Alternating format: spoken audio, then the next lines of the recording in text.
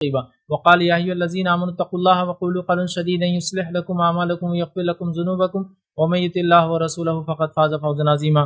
اللهم صل على محمد وعلى آل محمد كما صليت على إبراهيم وعلى آل إبراهيم إنك حميد مجيد. اللهم بارك على محمد وعلى آل محمد كما باركت على إبراهيم وعلى آل إبراهيم إنك حميد مجيد. رب اشرح لي صدري ويسر لي أمري واحلل عقدة من لساني يفقهوا قولي. وقال عز وجل في القرآن المجيد أعوذ بالله من الشيطان الرجيم بسم الله الرحمن الرحيم يا أيها الذين آمنوا اجتنبوا كثيرا من الظن إن بعض الظن اسم اما بعد.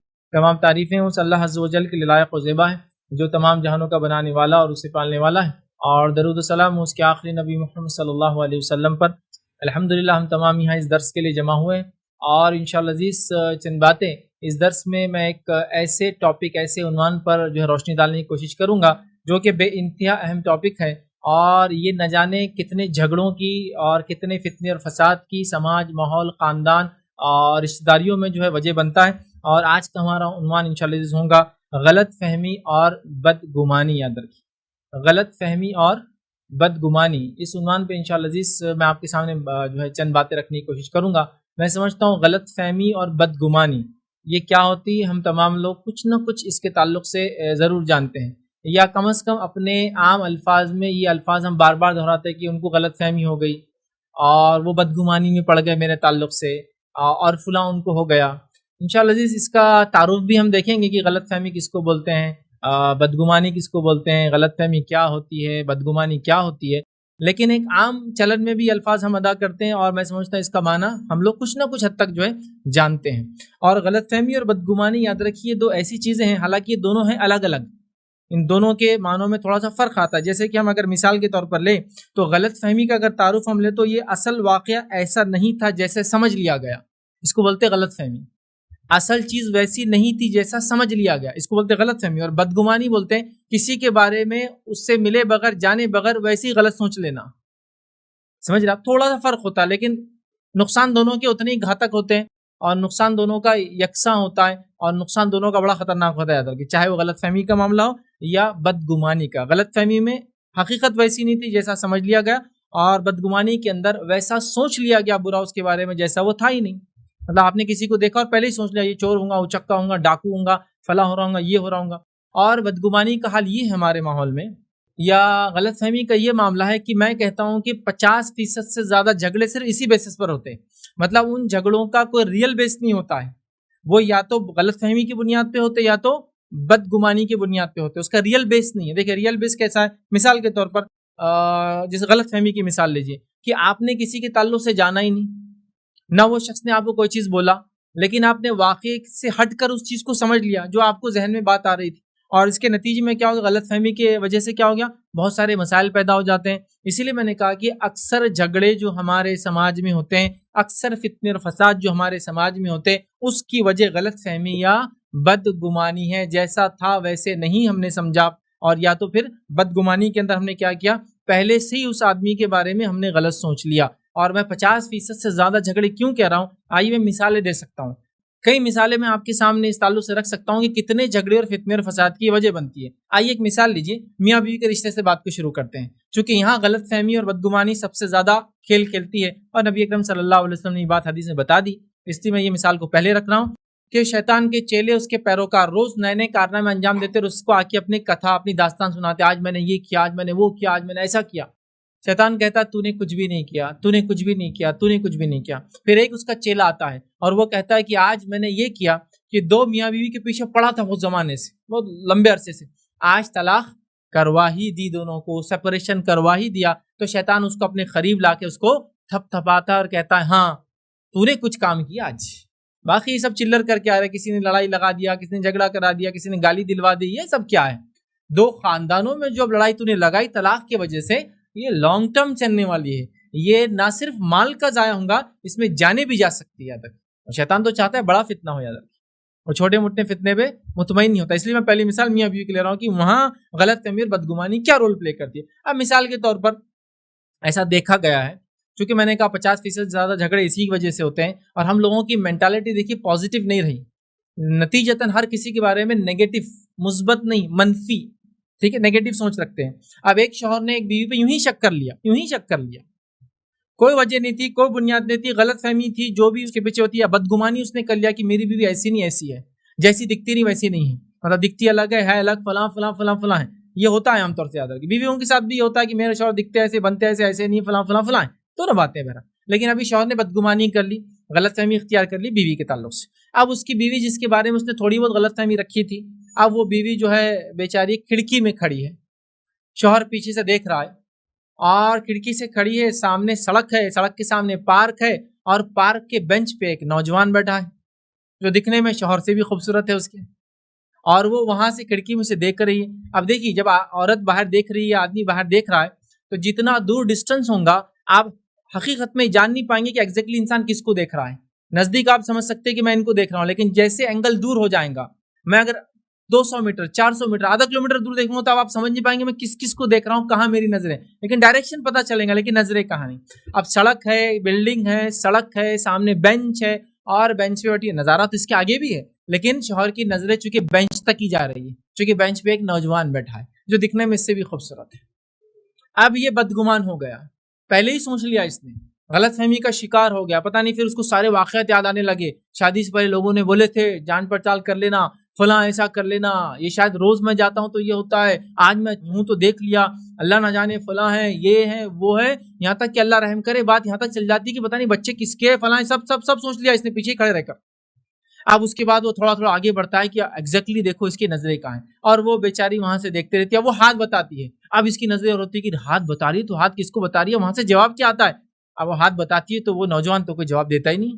اب یہ پریشان ہوتا ہے کہ ہاتھ تو بتا رہی ہے، نوجوان کو وہ جواب نہیں دیتا، کیا ہو رہا ہے. تھوڑا آگے بڑھتا ہے، جو ساری باتیں سوچ لیا تھا غلط فہمی ساری چیزیں، آگے بڑھتا ہے تو دیکھتا ہے اسی بینچ سے آگے اس کا ہی بچہ پارک میں کھیل رہا ہے جس کو اس کی ماں اوپر سے ہاتھ بتا رہی ہے. اب یہ نوجوان کو پتا ہے وہ کس کو بتا رہی ہے، وہ پیچھے دیکھ رہا ہے، ظاہر سی بات ہے کہ بچے کھیل رہے ہیں اور یہ عورت اس بچے کو ہاتھ بتا رہی ہے.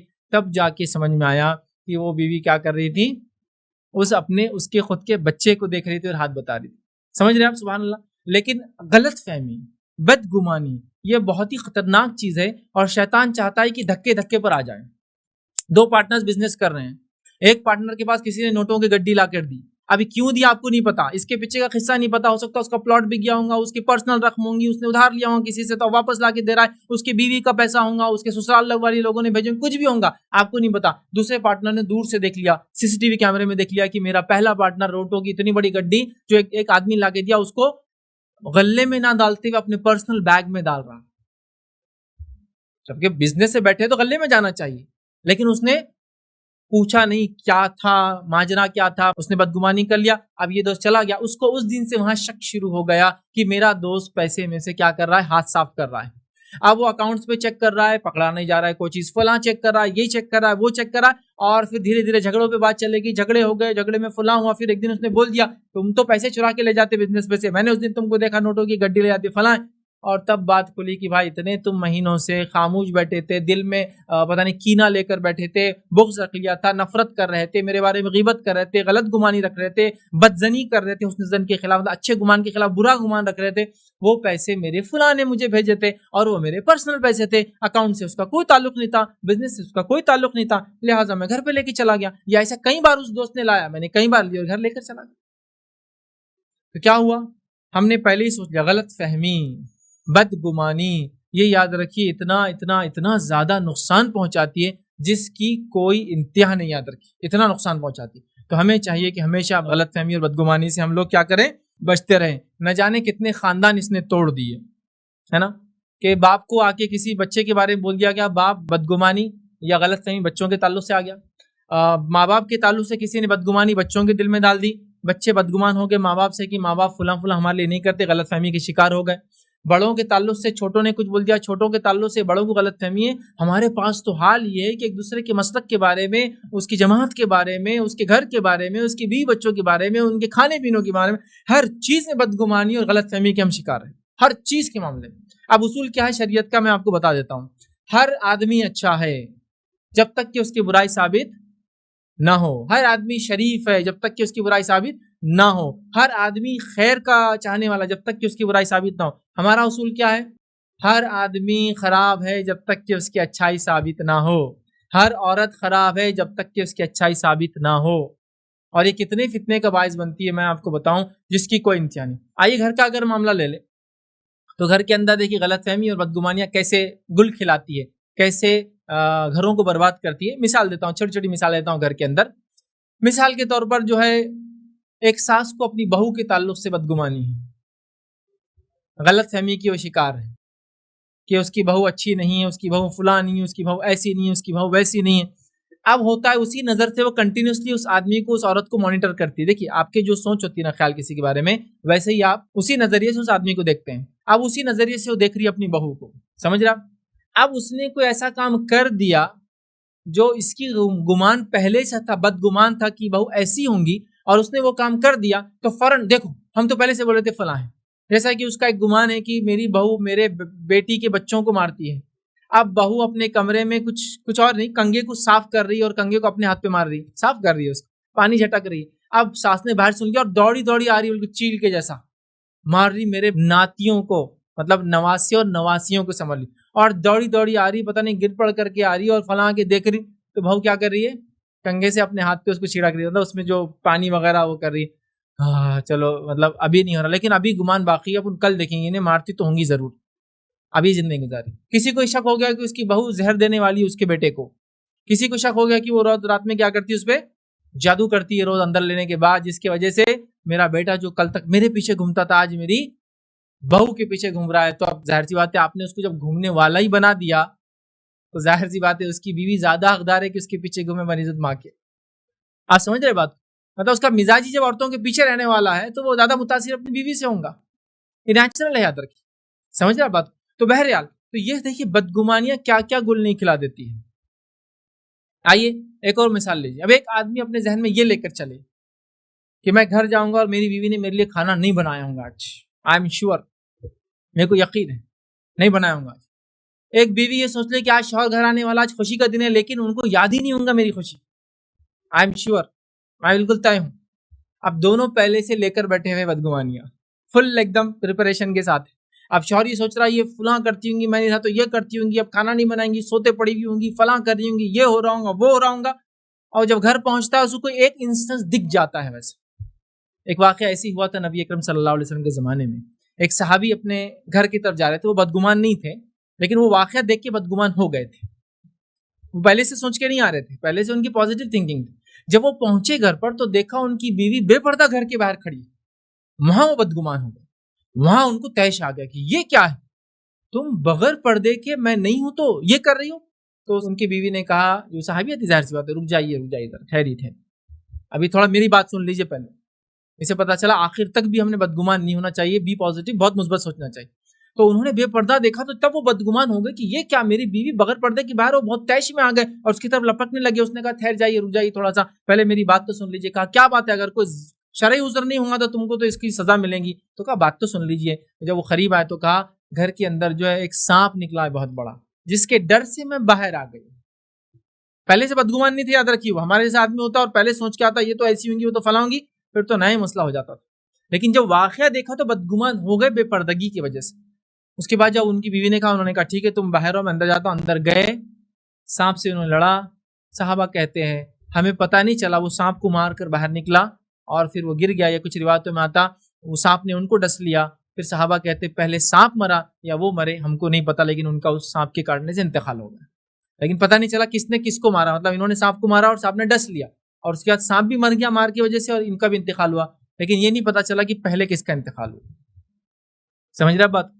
تو لیکن وہ بدگمان تھے نہیں، لیکن وہ حالات نے بدگمان کر دیا جب انہوں نے دیکھا، یاد رکھی ایک دم۔ اور ظاہر سی بات ہے ہم تو ظاہر پہ عمل کرتے ہیں نا، لیکن میں اس بدگمانی اور غلط فہمی کی بات کر رہا ہوں جو پہلے سے پنپ کے پن پاتے ہیں، ہم اس کو پال کے بڑا کرتے ہیں، جیسا ایک انسان اپنے بکری کے بچے کو بڑا کر رہا ہے تاکہ بڑھو بیٹا اور بڑھو آگے، تاکہ فتنے فساد دشمنی میں تمہیں تو کام آنے والے آگے چل کے، بھائیوں سے دو دشمنی رکھوں گا، بدگمانی رکھوں گا، پڑوسیوں سے بدگمانی رکھوں گا، غلط فہمی رکھوں گا، اپنے رشتہ داروں سے بدگمانی غلط فہمی رکھوں گا، اپنے دوستوں سے بدگمانی غلط فہمی رکھوں گا، تمام سے رکھوں گا، حالانکہ دونوں الگ ہیں پھر بھی میں ساتھ لے رہا ہوں دونوں کو، چونکہ دونوں کا تعلق ایک دوسرے سے کافی گہرا ہے۔ چلیے آگے بڑھتے ہیں۔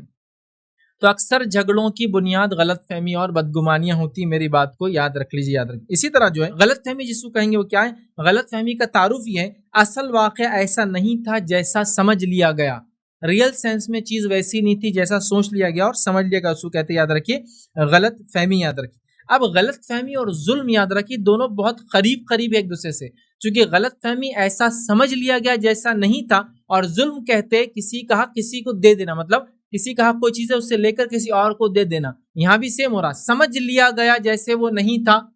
ظلم میں یہی ہوتا ہے کہ سمجھ لیا جاتا ہے یا اس کو وہ حق دے دیا جاتا ہے جس کا حق نہیں تھا، مطلب ایک آدمی حقدار ہے کہ اس کو پوزیشن ملے، آپ اس کو نہیں لے کے کسی اور کو دے رہے، یہ ظلم ہے اس کے اوپر۔ تو یہاں بھی آپ سوچ لے رہے ہیں، اور یاد رکھیے جب غلط فہمیاں بھی پیدا ہوتی ہے نا تو ظلم عام ہو جاتا ہے سماج کے اندر۔ تو دونوں کافی ملتے جلتے ہیں، ظلم کے اندر جس کا حق نہیں ہے اس کو وہ چیز دے دی جاتی ہے، مطلب زمین کسی کی ہے آپ نے کسی اور کو لے دی، قبضہ کر لیا کسی کی زمین پہ، ظلم ہوا۔ اسی طرح غلط فہمی میں کیا ہوتا ہے، جیسا نہیں تھا ویسا سوچ لیا جاتا ہے، تو گویا یہ ظلم کو جنم دینے والی بھی ایک چیز یاد رکھیے، اور معنی کے طور پہ ایک جیسی ہوتی ہے۔ اب غلط فہمیاں کب پیدا ہوتی ہے، چل مثال دیتا ہوں، غلط فہمیاں کب پیدا ہوتی ہے؟ کسی کے بات کرنے سے غلط فہمی پیدا ہوتی ہے، اس نے آپ سے کچھ بات کی، آپ نے کچھ سمجھ لیا، غلط فہمی۔ دوسرا، کسی کے اشارے یا کنارے سے غلط فہمی پیدا ہوتی ہے، سمجھ رہا؟ اب آپ کسی کو اشارہ کر رہے ہیں، اشارہ اس کے لیے دیکھ رہا اس کے پیچھے والا، غلط فہمی پیدا ہوگی اس کو، تو اشارے اور کنارے سے غلط فہمی پیدا ہوتی ہے۔ تیسرا، حرکات اور سکنات سے غلط فہمی پیدا ہوتی ہے، کسی کے حرکات اور سکنات، اس کے موومنٹ کی وجہ سے غلط فہمی پیدا ہوتی ہے۔ اسی طرح جو ہے بے توجہ جس کو کہتے ہیں، مطلب کسی کی طرف توجہ نہ دینا، اس سے غلط فہمی پیدا ہوتی ہے۔ آپ سمجھ لیجئے گھر کے بیٹے ہیں بڑے، والد کچھ کہہ رہے اور توجہ نہیں دے رہے، والد تو غلط فہمی ہو جاتی ہے کہ بیٹا میری نہیں سن رہا۔ آپ گھر میں جو ہے ذمہ دار ہے اور آپ کی والدہ کی نہیں سن رہے، والدہ غلط فہمی ہوتی ہے بہو کی سن رہا میری نہیں سن رہا، تو بے توجہ وجہ بنتی ہے۔ اسی طرح جو ہے کسی بات کو ٹالتے رہنا غلط فہمی کی وجہ بنتی ہے، کہ والد بول رہے یہ کام کر لو آپ نے نہیں کیا، کام کر لو نہیں کیا، تو ان کو غلط فہمی کیا ہوتی ہے، نافرمان ہو گیا۔ جب کہ آپ ریزن کوٹ کر دیتے میں نے کیوں نہیں کیا تو مسئلہ ختم ہو جاتا ہے، لیکن ہم نہیں کرتے، ہم بالکل چلنے دیتے ہیں تو غلط فہمی ہو جاتی ہے۔ اسی طرح جو ہے خواہ مخواہ کسی سے ڈرنا یا محبت کرنا بھی غلط فہمی کی علامت ہو جاتی ہے، غلط فہمی بن جاتی ہے۔ جیسے خواہ مخواہ کسی سے ڈر رہے ہیں یا خواہ مخواہ کسی سے محبت کرنے لگتے ہیں جبکہ اس طرف سے کوئی معاملہ نہیں، خواہ مخواہ، اور انسان غلط فہمی کا شکار ہو جاتا ہے، یاد رکھیے۔ یا آپ سے کوئی محبت کر رہا ہے، وہ اظہار کر رہا ہے تو آپ کو لگتا ہے میں ہی سب سے محبوب ہوں اس کے علاوہ کوئی نہیں، نتیجتاً آپ کچھ غلط سٹیپ لے لیتے ہیں، بعد میں دیکھتے ہیں کہ اس کی محبت تو دوسروں سے فلاں سے بھی ہے، سمجھ رہے ہیں بات کو؟ ایسا جنرلی دیکھا گیا ہے۔ تو یہ چند واقعات ہیں، یا کسی کے حرکات سکنات، یا جس کو کہیں گے کسی کی بے توجہ، یا اسی طرح جو ہے کسی کے بات کرنے کے انداز یا کسی کے اشاروں سے انسان غلط فہمی کا شکار ہو جاتا ہے، یاد رکھیے۔ اب آئیے ایک واقعہ سنیے، غلط فہمی کے شکار کیسے ہو جاتے ہیں اور اس کو دور کرنا کتنا ضروری ہے۔ عثمان ابن عفان رضی اللہ عنہ کا واقعہ ہے، مسند احمد کی روایت ہے، اور وہ خود اس واقعے کو بیان کرتے ہیں۔ وہ بیان کرتے ہیں کہ نبی اکرم صلی اللہ علیہ وسلم کی وفات کے بعد صحابہ میں سے بہت سارے صحابہ بڑے پریشان ہو گئے تھے، اتنے پریشان ہو گئے تھے کہ ان کا جی دنیا میں نہیں لگ رہا تھا۔ کیوں نہیں لگ رہا تھا؟ ظاہر سی بات ہے نبی اکرم صلی اللہ علیہ وسلم کی شدید محبت تھی، جب نبی دنیا سے چلے گئے تو ان کا جی دنیا میں نہیں لگ رہا تھا۔ تو وہ کہتے ہیں میں بڑا پریشان تھا، اور کئی صحابہ میں سے ایک میں بھی تھا جو اس حالت سے پریشان تھا جو نبی اکرم صلی اللہ علیہ وسلم کی وفات کے بعد ہوئی، اور اس فکر میں بیٹھا ہوا تھا، اور عمر میرے سامنے سے گزرے، انہوں نے مجھے سلام کیا، میں نے نہ سنا نہ جواب دیا، عمر میرے پاس سے نکل کر چلے گئے۔ عمر ابن خطاب رضی اللہ عنہ فوراً نکلے، وہاں سے گئے ابوبکر صدیق کے پاس گئے جو کہ خلیفہ تھے، کہا ابوبکر میرے ساتھ فوراً چلو۔ عثمان نے میرے سلام کا جواب نہیں دیا۔ عمر ابن خطاب رضی اللہ عنہ جو ہے ابوبکر صدیق کو لے کر آئے، ابوبکر صدیق عمر ابن خطاب کے ساتھ عثمان ابن عفان رضی اللہ عنہ کے پاس آئے اور کہا عثمان کیا بات ہے، عمر نے تم کو سلام کیا، تم نے جواب نہیں دیا۔ تو حضرت عثمان کہتے ہیں فرماتے میں نے کہا میں نے ایسا نہیں کیا۔ پھر حضرت عمر نے کہا کیوں نہیں، اللہ کی قسم تو نے ضرور ایسا ہی کیا، میں نے سلام کیا تو نے جواب نہیں دیا۔ اس کے بعد روایت میں الفاظ ہے جواباً حضرت عثمان نے کہا اور فرمایا اللہ کی قسم مجھے تیرے گزرنے کا اور سلام کہنے کا پتہ ہی نہیں چلا، اللہ کی قسم مجھے تیرے گزرنے کا اور سلام کرنے کا پتہ ہی نہیں چلا جو ہے عمر جو تم نے کیا۔ اس کے بعد یہ ہوا کہ حضرت ابوبکر صدیق رضی اللہ عنہ فوراً سمجھ گئے کہ پرابلم کیا ہوا۔ عمر نے سلام کیا رضی اللہ عنہ، اور عثمان اپنی فکروں میں تھے، ابوبکر صدیق رضی اللہ عنہ فوراً بھاپ لیا کہ کچھ تو گڑبڑ ہوئی، اور فوراً سمجھ گئے۔ اور اس کے بعد جو ہے حضرت ابوبکر صدیق نے کہا اور فرمایا کہ جب یہ گفتگو سنا تو کہا عثمان صحیح کہہ رہا ہے، وہ کسی فکر میں تھا اس لیے وہ بھول گیا۔ پھر انہوں نے کہا اے عثمان تم کس فکر میں مشغول تھے کہ عمر کے سلام کا جواب نہ دیا؟ تو میں نے کہا، عثمان فرماتے اور کہتے ہیں نبی اکرم صلی اللہ علیہ وسلم اللہ کے حکم سے فوت ہو گئے، آپ کا انتقال ہو گیا، ٹھیک ہے۔ اس کے بعد وہ فرماتے ہیں اور ہم نے آپ سے اس امر دین میں نجات کے تعلق سے سوال نہیں کیا کہ ہم نجات کیسے پائیں گے آخرت، میں نے سوال نہیں کیا۔ تو ابوبکر صدیق رضی اللہ عنہ فرماتے ہیں اور کہتے ہیں کہ میں نے یہ سوال اللہ کے رسول سے کیا تھا، تم فکر کر رہے ہو تم نے نہیں کیا تھا، میں نے کیا تھا۔ کہ ابوبکر نے فرمایا میں نے آپ سے اس سے متعلق سوال کیا تھا۔ ابوبکر رضی اللہ عنہ کے پاس کھڑے ہو کر عرض کیا میرے ماں باپ، حضرت عثمان ان کے پاس کھڑے ہو کر میرے ماں باپ تم پر قربان، ابوبکر مجھے پتا تھا تم ہی یہ سوال کر سکتے ہو اور تم ہی اس کے حقدار ہو، بتاؤ تم نے کیا سوال کیا اور اللہ کے رسول نجات کا کیا ذریعہ بتایا؟ تو حضرت ابوبکر صدیق رضی اللہ عنہ فرماتے آپ نے فرمایا کہا کہ اللہ کے رسول صلی اللہ علیہ وسلم سے جب میں نے پوچھا اللہ کے رسول اس امر سے نجات کیسے، اس دین کے ذریعے ہم نجات کیسے حاصل کریں گے دنیا کے معاملے میں، تو آپ نے فرمایا جس شخص نے مجھ سے وہ کلمہ قبول کر لیا جسے میں نے اپنے چچا پر پیش کیا تھا، جو کہ میرے چچا نے قبول نہیں کیا، اس کا انکار کر دیا، وہی کلمہ بندے کے نجات کا سبب ہے آخرت میں۔ مطلب وہ کلمے پہ جو دنیا گزاریں گا اور اس پہ موت آئیں گی وہ نجات پالیں گا، تو یہ تھا نجات کا ذریعہ۔ اور عثمان رضی اللہ عنہ کی فکر تھی کہ کیسے نجات پائیں گے، لیکن ایک واقعہ بدگمانی کا، غلط فہمی کا یہاں ہو گیا، لیکن یہاں کلیریفیکیشن فوراً ہو گیا۔ یاد رکھیے، اس سے ایک بات تو پتہ چلی، آدمی مختلف حالات میں مختلف سوچ میں کبھی کبھار مبتلا ہوتا ہے، ہم اس کی خالی جواب نہ دینے سے، بات نہ سننے سے، مسکرا کے نہ دیکھنے سے، ہائے ہیلو نہ بولنے سے ناراض نہ ہو۔ حضرت عثمان کو غم تھا جس کے نتیجے میں بھول گئے کہ آس پاس کیا ہے۔ کسی کو خوشی ہو سکتی ہے، جیسا کہ مثال کے طور پہ آپ کسی سے ملے، وہ اپنے دھن میں ہے، اپنی دھن میں ہے، اور آپ اس سے جا کر ملے اور اس نے آپ کو سلام نہیں کیا، تو آپ کیا بول رہے؟ کیسا دینداری کی بات کرتا، بڑی بڑی، سلام جیسا چھوٹا سا عمل نہیں کر پایا۔ حالانکہ آپ جانتے وہ فکر میں تھا۔ آپ کو معلوم فکر انسان کو بہت وہ کر دیتی ہے۔ ایک صاحب تھے، مجھے کہنے لگے کہ میرے والد صاحب کو میں نے ڈرائیور لگا دیا گاڑی پہ۔ میں نے کہا کیوں؟ آپ کے والد تو بڑے ماہر ہے گاڑی چلانے میں اور بڑا شوق رکھتے گاڑی چلانے کا۔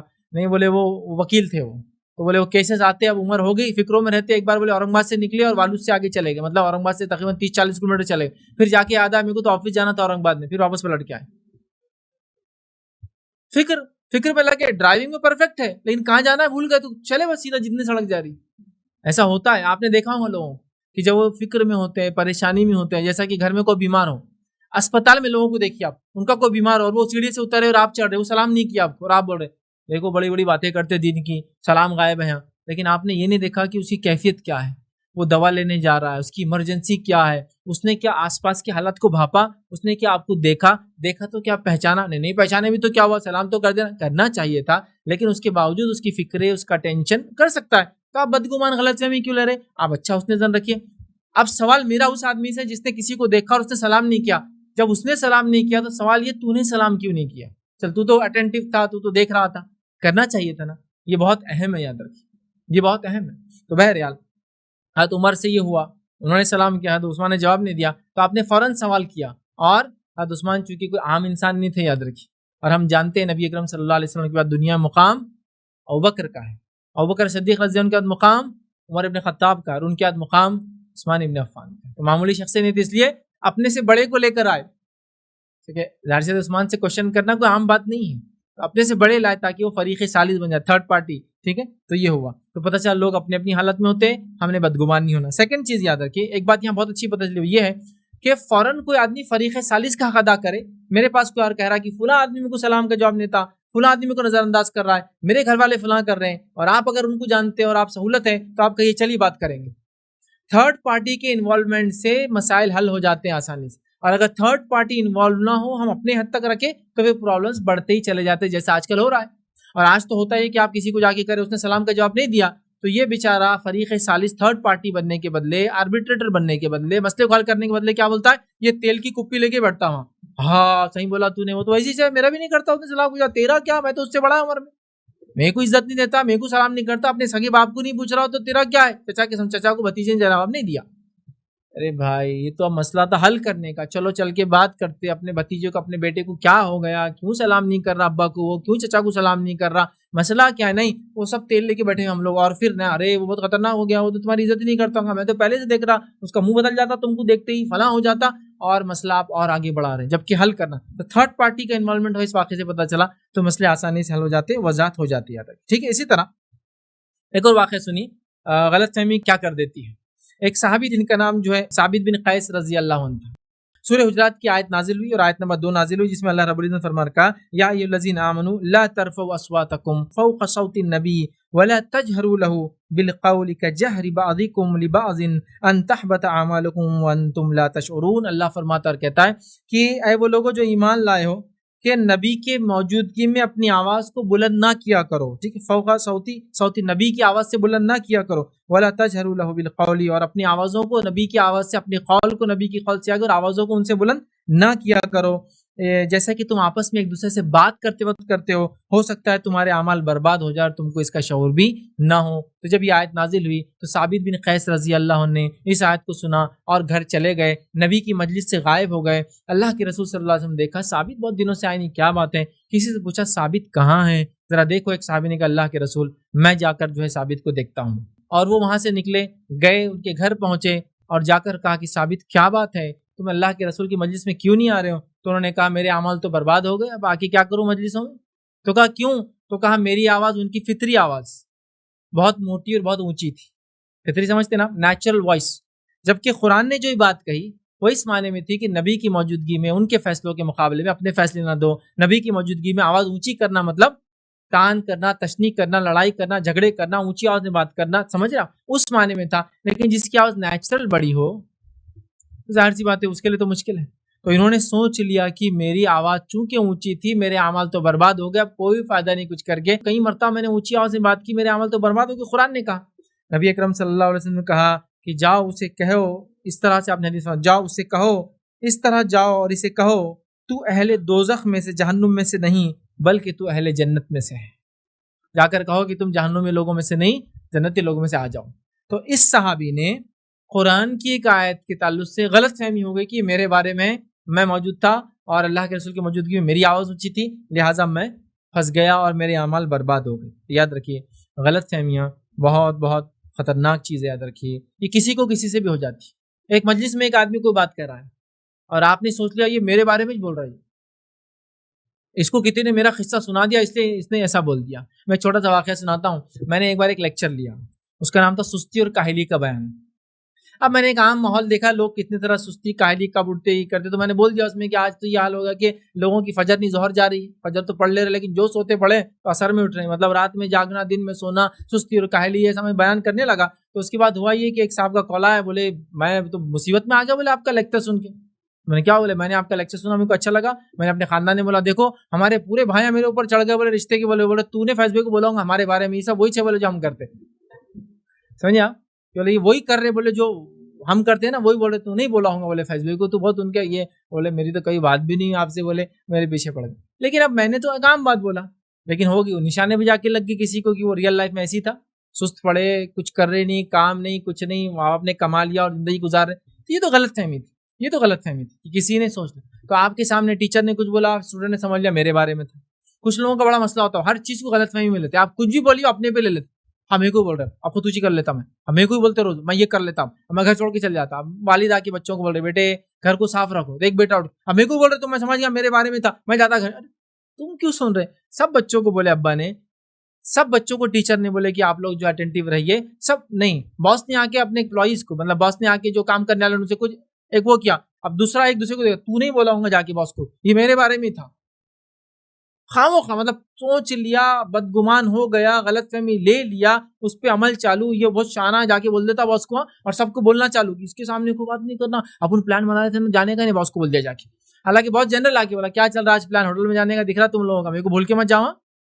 اب نہیں بولے یہ نا گڑبڑے، بولے یہ باس کو اس نے بولا، اس نے جا کے غیبتیں کرتا باس کے پاس بول دیا، اب ہو گیا آپ غلط فہمی کے شکار۔ تو غلط فہمی بہت خطرناک چیز ہے، یاد رکھیے، یہ زندگی برباد کر دیتی ہے، اس کے خطرات بہت زیادہ ہیں، یاد رکھیے۔ تو اس سے ہمیں اجتناب کرنا چاہیے، پازیٹیو تھنکنگ کو اختیار کرنا چاہیے، مثبت سوچ رکھنی چاہیے، کسی کے بارے میں یاد رکھیے کوئی ایسا گمان پہلے سے نہیں بنانا چاہیے، ہر آدمی اچھا ہے جب تک کہ اس کی برائی ثابت نہ ہو، اس رول کو ماننا چاہیے، تو انشاءاللہ غلط فہمیاں نہیں ہوں گی۔ السلام علیکم فیض بھائی، غلط فہمی کے تعلق سے کچھ غلط فہمیاں خصوصاً مطلب رشتہ داریوں میں ایسی ہوتی ہیں جو کہ زندگی بھر چلتی ہیں، اور لوگ یہ بول کے اس کو مطلب اگنور کرتے ہیں۔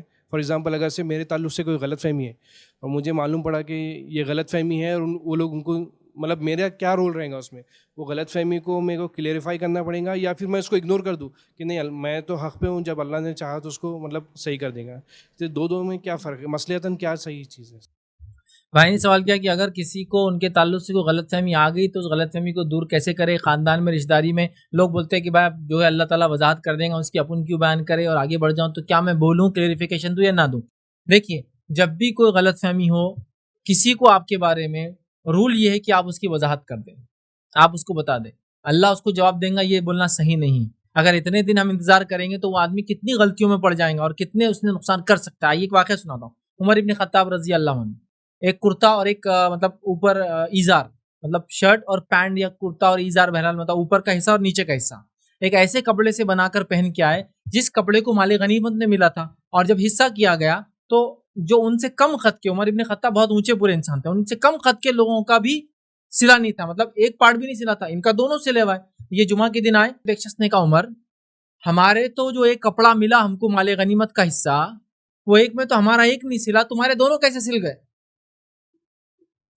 عمر ابن خطاب نے یہ نہیں بولے کہ میں تو خلیفہ ہوں، میرے سے سوال کیسے کر رہے آپ، میں وضاحت نہیں کر سکتا، ہاں نہیں جواب دیتا ہوں، کیا کرتے نہیں. آپ نے کہا اس کا جواب میرا بیٹا عبداللہ دیں گا. عبداللہ بن عمر رضی اللہ عنہ کھڑے اور کہا کہ میں نے اپنا کپڑا میرے والد کو تحفے میں دے دیا تھا، تو دونوں کا مل کے بن گیا.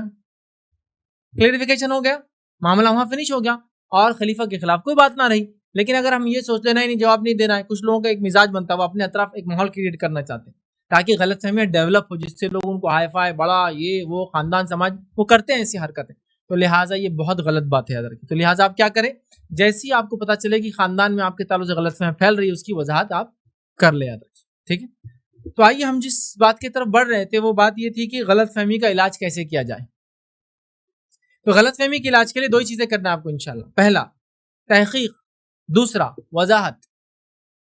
پہلا تحقیق ریسرچ، دوسرا وضاحت. آپ نے کسی کے بارے میں کوئی چیز سوچ لی، وہ غلط فہمی کی تحقیق کر لیجیے، ویریفائی کر لیجیے اس کو.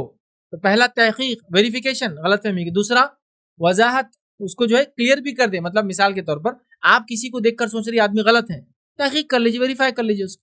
دوسرا کوئی یہ سوچ رہا میرے بارے میں مجھے دیکھ کے میں ایسا ہوں تو میں وضاحت کر دوں، میں ویریفیکیشن کلیئریفیکیشن دے دوں، نہیں میرا ایسا نہیں ہے، میں ایسا نہیں ہوں، آپ نے ایسا سوچا. تو یہ دو کام کر لے تو مسئلہ پورا ختم جبھی ہو جاتا ہے.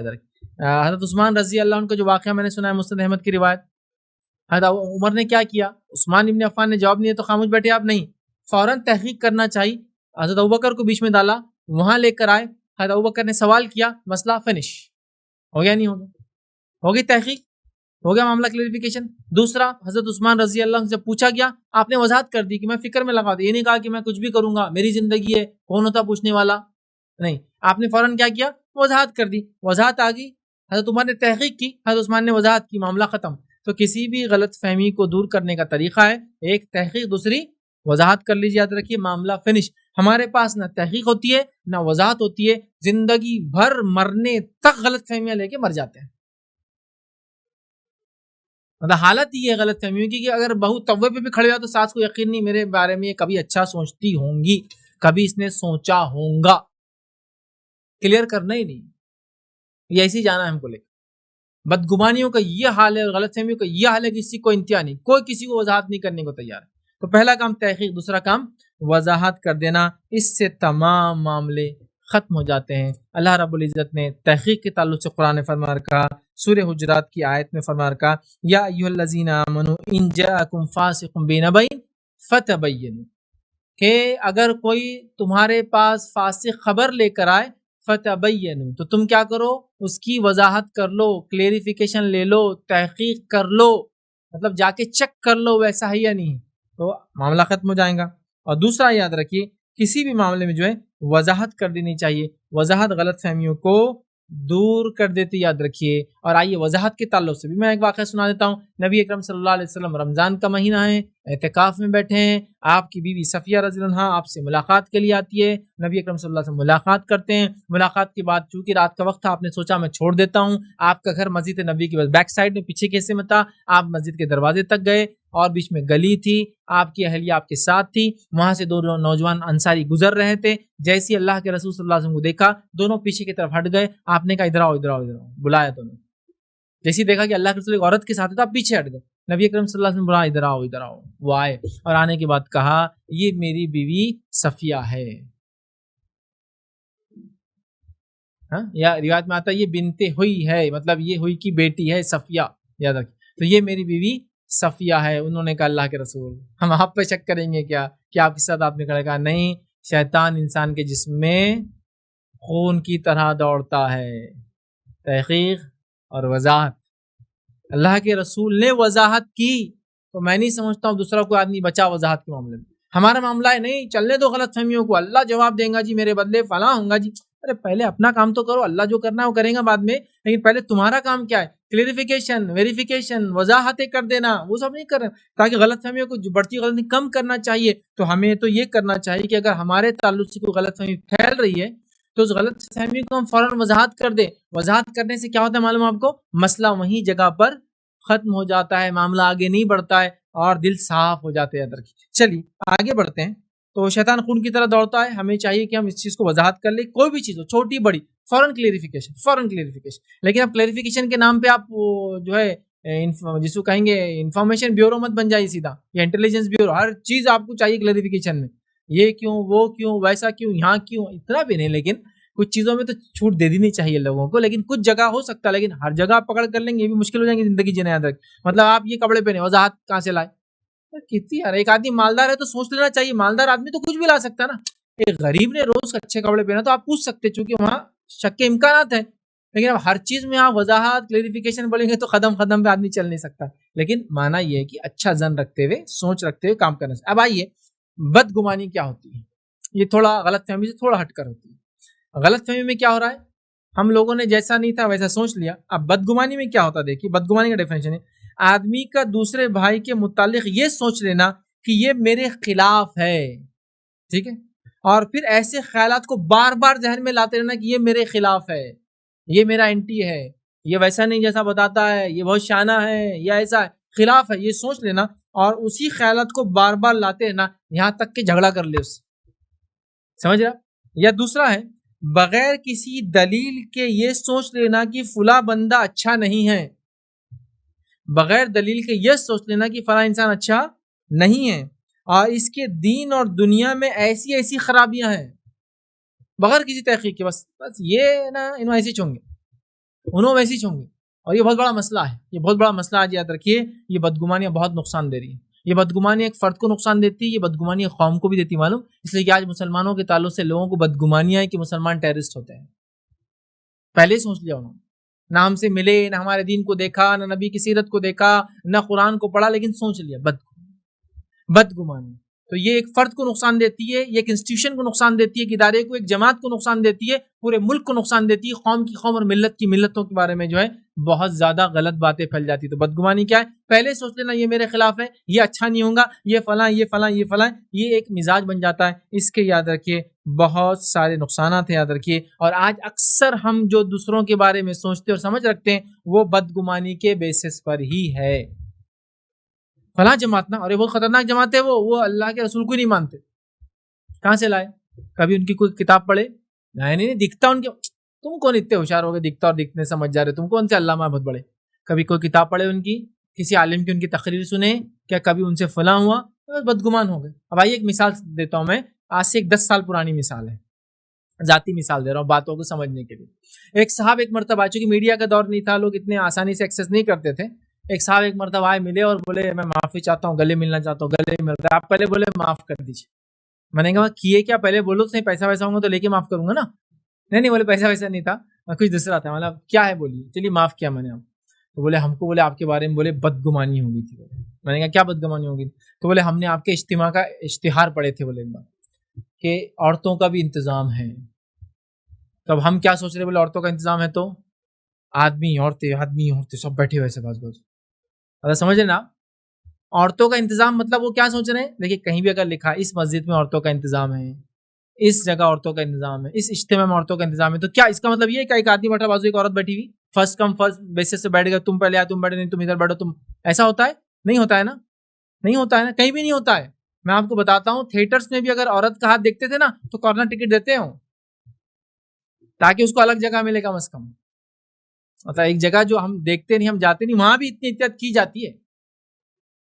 لیکن اب بدگمانیاں کیسی ہوتی, کسی جماعت, کسی طبقے کے بارے میں, کسی مسلک کے بارے میں, کسی عمل کرنے میں. بولے ہم کو لگا بولے ویسا رہتا ہوں گا. بولے پھر آپ کا ایک بار لائیو آ گیا, بولے ٹی وی پہ 2011 میں پہلی بار ہم نے لائیو دیے تھے. جب ٹی وی چینل پہ لائیو آ گیا تو بولے ہم ڈھونڈ رہے عورتیں کہاں ہیں. تو عورتیں تو کہیں بھی نہیں تھی, عورتیں کا بچے بھی نہیں دکھ رہی تھی کہیں. ارے پھر ہم کو آیا کہ ہم کیا سوچ رہے تھے. میں نے کہا لیکن میں ایک بات بولتا ہوں, ایک شادی ہال میں دعوت ہے اور لکھا ہوا ہے آپ کے ماں اہل وعیال پورے خاندان کے ساتھ آؤ، تو ایسے ہی آپ سوچتے کہ آدمی عورتیں سب بیٹھے ہوئے ہوں گے، یہ ہوں گا نہیں، عورتیں الگ چلی جاتی ہیں، آدمی الگ چلے جاتے ہیں. مطلب اتنا نیچرل ہے کہ کھانے کی دعوت میں بھی الگ ہو جاتا ہے. تو اجتماع میں آپ نے کیا سوچے؟ نہیں بولے بس وہی آپ کا تھا تو ہم کو لگا ایسے ہی چوں گا. یہ ہوتی غلط ہے. ایک صاحب ایک بار بولنے لگے ارے وہ کیسے کیسے فرقے پیدا ہو گئے بولے دنیا میں، کیسے غلط اعمال ہو رہے، قیامت بہت قریب ہے. بولے اب کیسے؟ بولے عورتوں کا انتظام بولے مسجد میں. اب سوچو بولے تم وہ وضو خانہ وہی طہارت خانہ، وہاں عورتیں کر رہی، ہم ادھر مرد بیٹھا ہوا ادھر وضو کر رہے، ادھر عورت بیٹھی ہوئی نماز پڑھ رہے، بولے بازو کھڑ رہے. استغفر اللہ. اچھا میں نے کہا آپ نے کہاں سنا ایسا عورتوں کی نماز کا تھا کیسا؟ آپ بولے اب عورتوں کا ہے تو ایسے ہی ہوں گا. میں نے کہا جب عورتوں کی کوئی مسجد ہوتی ہے تو اس کا انٹرنس الگ ہوتا ہے، اس کا وضو خانہ الگ ہوتا ہے، اس کا طہارت خانہ الگ ہوتا ہے، ان کی جماعت الگ بنتی. یاد رکھے اگر میاں بیوی بھی ہو تو ساتھ کھڑے کی نماز نہیں پڑھ سکتے، عورت پیچھے ہی رہیں گی. سمجھ رہے آپ؟ ارے بولے وہ ہم کو نہیں معلوم تھا. مطلب دیکھیے آپ کسی جماعت تو ہم اکثر آج جو کسی کے بارے میں سوچ رکھتے ہیں سمجھ رکھتے ہیں وہ بدگمانی کے بیسس پہ ہی ہے. کسی مسئلہ، کسی دین، کسی شخصیت کی، اس کے گھر کے اعمال، اس کی ذاتی زندگی، کسی انسان کو دیکھ لیا صحت مند تو بہت کھاتا ہوں گا، پہلے ہی سوچ لیا. اوبیسٹی بیماری کی وجہ سے آ سکتی ہے، موٹاپا. اوبیسٹی اس کے ورکنگ سٹائل کی وجہ سے اس کو آ سکتا ہے، اس کا کھانے سے اس کا تعلق نہیں، پہلے سے سوچ لیا آپ. ایک آدمی بہت دبلا ہے تو بولے اس کو کھانا نہیں دیتے گھر میں. یہ بھی غلط ہے. ہو سکتا ہو ماشاءاللہ منہ چوبے سا اور پیٹ کنویں سا ہو اس کا، ایسا بھی ہوتا ہے انسان کا معاملہ ہے نا. بیٹی کو بیاہ دیا، دیکھو بولے کچھ کھانا دیتے، اس کی ہڈی ایک ہوگی. بھائی شادی سے پہلے تول کے دینا تھا. کتنی تھی؟ 40. تو ابھی کتنی ہے؟ ابھی بھی 40. تو برابر ہے نا، پھر کہاں کم ہوا. لیکن بدگمان دبلے ہے تو مطلب سانس کی تکلیف اور دکھ سے ہوں گا. ارے بیماری سے بھی انسان دبلا ہوتا ہے. مجلسوں میں دیکھیے عورتیں جمع ہو کے ایک عورت آگے رہے کتنی دبلی ہوگی نا ماں تمہاری سانس ہے، اس کی وجہ کیا تھی؟ پھول جیسی بچی اپنی. اب دیکھیے اب جو موٹا ہے وہ دبلا ہونے کے لیے پریشان ہے، اب سانس سے دبلی ہو جا رہی ہے، اچھی بات ہے نا. کتنے علاج کرا رہے لوگ دبلے ہونے کے لیے. لیکن دیکھیے بدگمانی ریزن دیکھیے آپ خود ہی سوچ لے رہے آپ نے کچھ نہیں. یہ آدمی آ رہا نا میرے کو مارنے کے لیے سے ہی آ رہا ہوں گا، یہ لوگ میرے خلاف ہی رہتے ہیں، یہ آدمی زیادہ ہی ہوشیار دیکھ رہا، کچھ تو ہوشیاری کریں گے، اور اس نے کچھ غلطی کر دیا. دیکھو میں تو پہلے سے بول رہا تھا بدگمانیوں نے کیا کیا، قوم کی قوم، ملتوں کی ملتیں، جماعتوں کی جماعتیں، طبقے کی طبقے، اداروں کی اداروں کو بدنام کر دیا، معلوم برباد کر کے رکھ. کوئی کہہ رہا ہے کہ مسلمان ہے لیکن بولے اللہ کے رسول کو نہیں مانتے، کوئی کہہ رہا مسلمان ہے صحابہ کو نہیں مانتے. کوئی بھی ادنا سے ادنا مسلمان صحابہ کو نہ مانے ہو نہیں سکتا. ہمارے ایمان کا حصہ قرآن نے جس کے بارے میں کہا فَإِنْ آمَنُوا بِمِثْلِ مَا آمَنْتُمْ بِهِ فَقَدِ اهْتَدَوْا، کہ اگر وہ ایمان لائے جیسے کہ یہ صحابہ ایمان لائے تو وہ ہدایت پر ہے. تو جس کا ایمان صحابہ کے ایسا نہ وہ ہدایت پر نہیں ہے.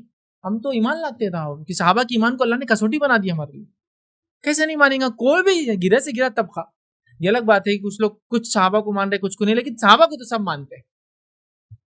تو کچھ بھی بات ہے مطلب بس ان کو رہتا ہے کہ آپ کے خلاف کرنا. بدگمانی یاد رکھیے. تو بدگمانی بہت بری چیز ہے. جماعت کے بارے میں، مسلک کے بارے میں، ذاتی زندگی کے بارے میں. ایک آدمی کو دیکھ لیا آپ نے جو حبشی ہے، حبشی ان جنس افریقن جس کو کہتے ہیں، بلیک، دیکھتے کیا سمجھتا؟ جنگلی ہوں گا، جاہل ہوں گا، جٹ ہوں گا، یہ ہوں گا، خوخار ہوں گا، یہ ہوں گا. کیوں یہ سوچا ہے آپ کے ذہن میں؟ غریب شریف بیچارہ ہوں گا، نمازی روزدار پرہیزگار ہوں گا، بس نہیں وہ ہے نا تو ایسے رہتے وہ لوگ. میں نے بولا بہت خطرناک رہتے وہ، حج کے اندر یہ کرتے، اٹھا کے پھینک دیتے، فلاں ہوتے، دبا دیتے. یہ قصے وہ چلتے ہمارے پاس ہے نا. یہیں سے پلان حبشی لوگ آئے نا حج میں تو یہ کر لینا. کیوں بدگمان رکھتے ہیں اپنے بھائیوں کے بارے میں؟ یہ الگ بات ہے کسی کی ہائٹ ہیلتھ اچھی ہوگی تو نیچرل اس کا تھوڑا ہاتھ بھی آپ کو بہت بھاری پڑے گا، آپ سمجھ رہے نا. لیکن آپ ایک قوم کے بارے میں برائی لے کر چلتے ہیں، سمجھ رہے آپ؟ تو یہ نہیں ہونا چاہیے، یاد رکھیے. تو ہم سنی سنائی باتوں پہ یقین نہ کریں، کسی کو اپنے خلاف نہ سوچیں. یاد رکھیے کوئی آپ کے خلاف ہے بھی نہیں. تو یاد رکھیے جس کو کہتے ہیں غالب گمان، شریعت یہ کہتی ہے اور غالب گمان پہ فیصلہ کرتی ہے کہ ہر آدمی اچھا ہے. اگر کسی پہ کوئی کیس درج کرا دے کہ اس آدمی نے چوری کی تو اس کو شرعی پوائنٹ آف ویو سے کیا مانا جاتا ہے معلوم آپ کو؟ ملزم مانا جاتا ہے، مجرم نہیں، جب تک کہ وہ ثابت نہ ہو جائے. اور دنیا بھی مانتی ہے نا، کسی انسان کو گرفتار کر لے گا کوئی بھی کیس میں تو کیا بولتے ہیں اس کو؟ ملزم. ملزم مطلب جس پر الزام لگا ہے. جب الزام ثابت ہو جائے گا تو بن جائے گا وہ مجرم، جس نے جرم کیا ہے.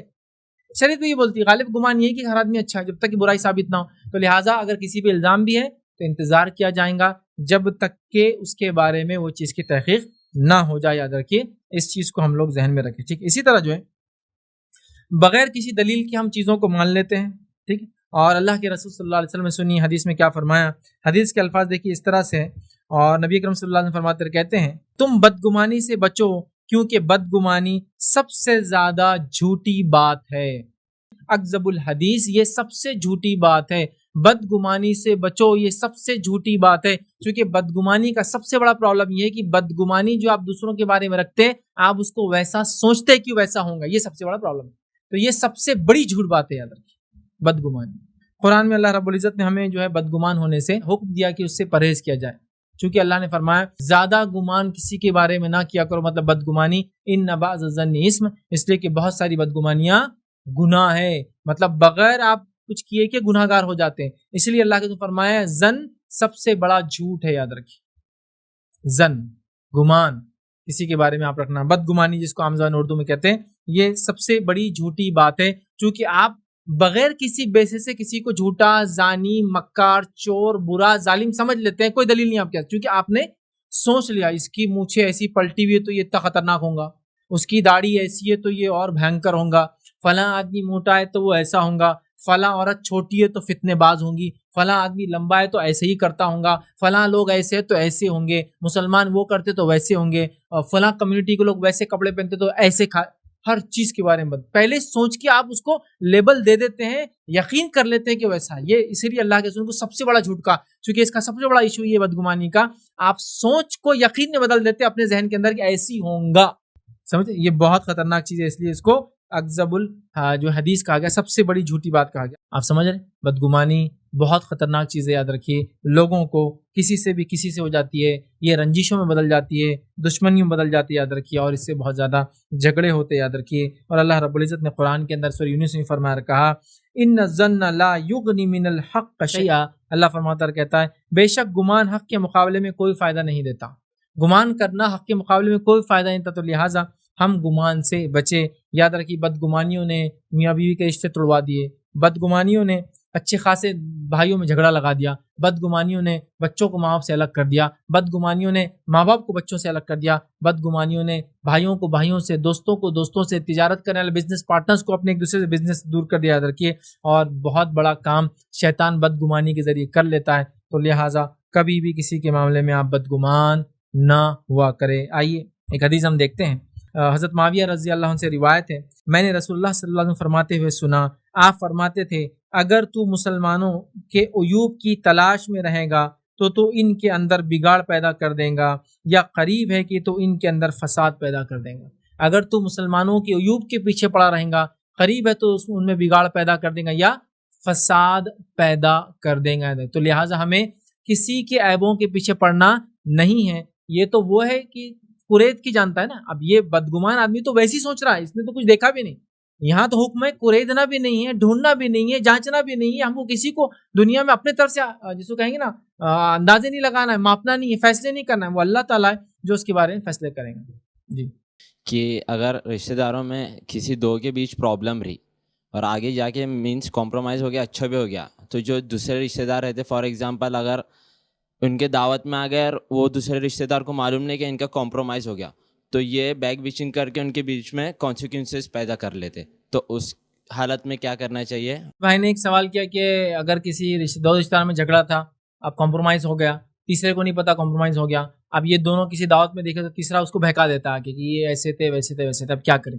دیکھیے، جہاں بھی ایسا مسئلہ ہو، برے لوگ ہر جگہ ہوں گے، وہ بہکائیں گے، خلاف بات کریں گے، لوگوں کو برا کہیں گے آپ کے بارے میں، ہمارا کام وضاحت کر لے، تو جو دو لوگ جن میں کمپرومائز ہو گیا وہ فوراً کہہ دے کہ ہم دونوں کا پیچ اپ ہو گیا، ہم دونوں اب مل لیے، اگر آپ پہلے زمانے کے حساب سے آئے تھے کہ اب میں طیش میں آ کے لڑوں گا تو معاملہ اب ختم ہو گیا، تو تھوڑا سا اس کو اس کی وضاحت کرنا ہوگی، اس کے بغیر نہیں تو لوگ تو یہ کام کرتے رہیں گے، تو آپ وضاحت کر دیں کہ ہمارا پیچ اپ ہو گیا، لہٰذا ابھی بات بولنے کی ضرورت نہیں ہے۔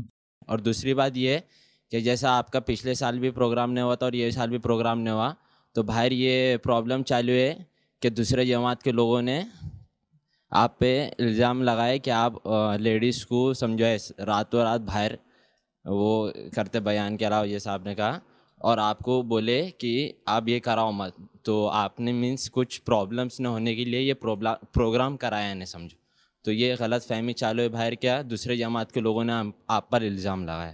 رہا سیکنڈ کی بھائی رمضان کانفرنس ہم لوگ کیوں نہیں کر رہے ہیں، تو اس کی وجہ یاد رکھیے، بہت مختصر آپ کو بیان کرتا ہوں، اس کی کئی وجوہات میں سے ایک وجہ یہ کہ ہم لوگوں کی حسدیں لینا نہیں چاہتے ہیں.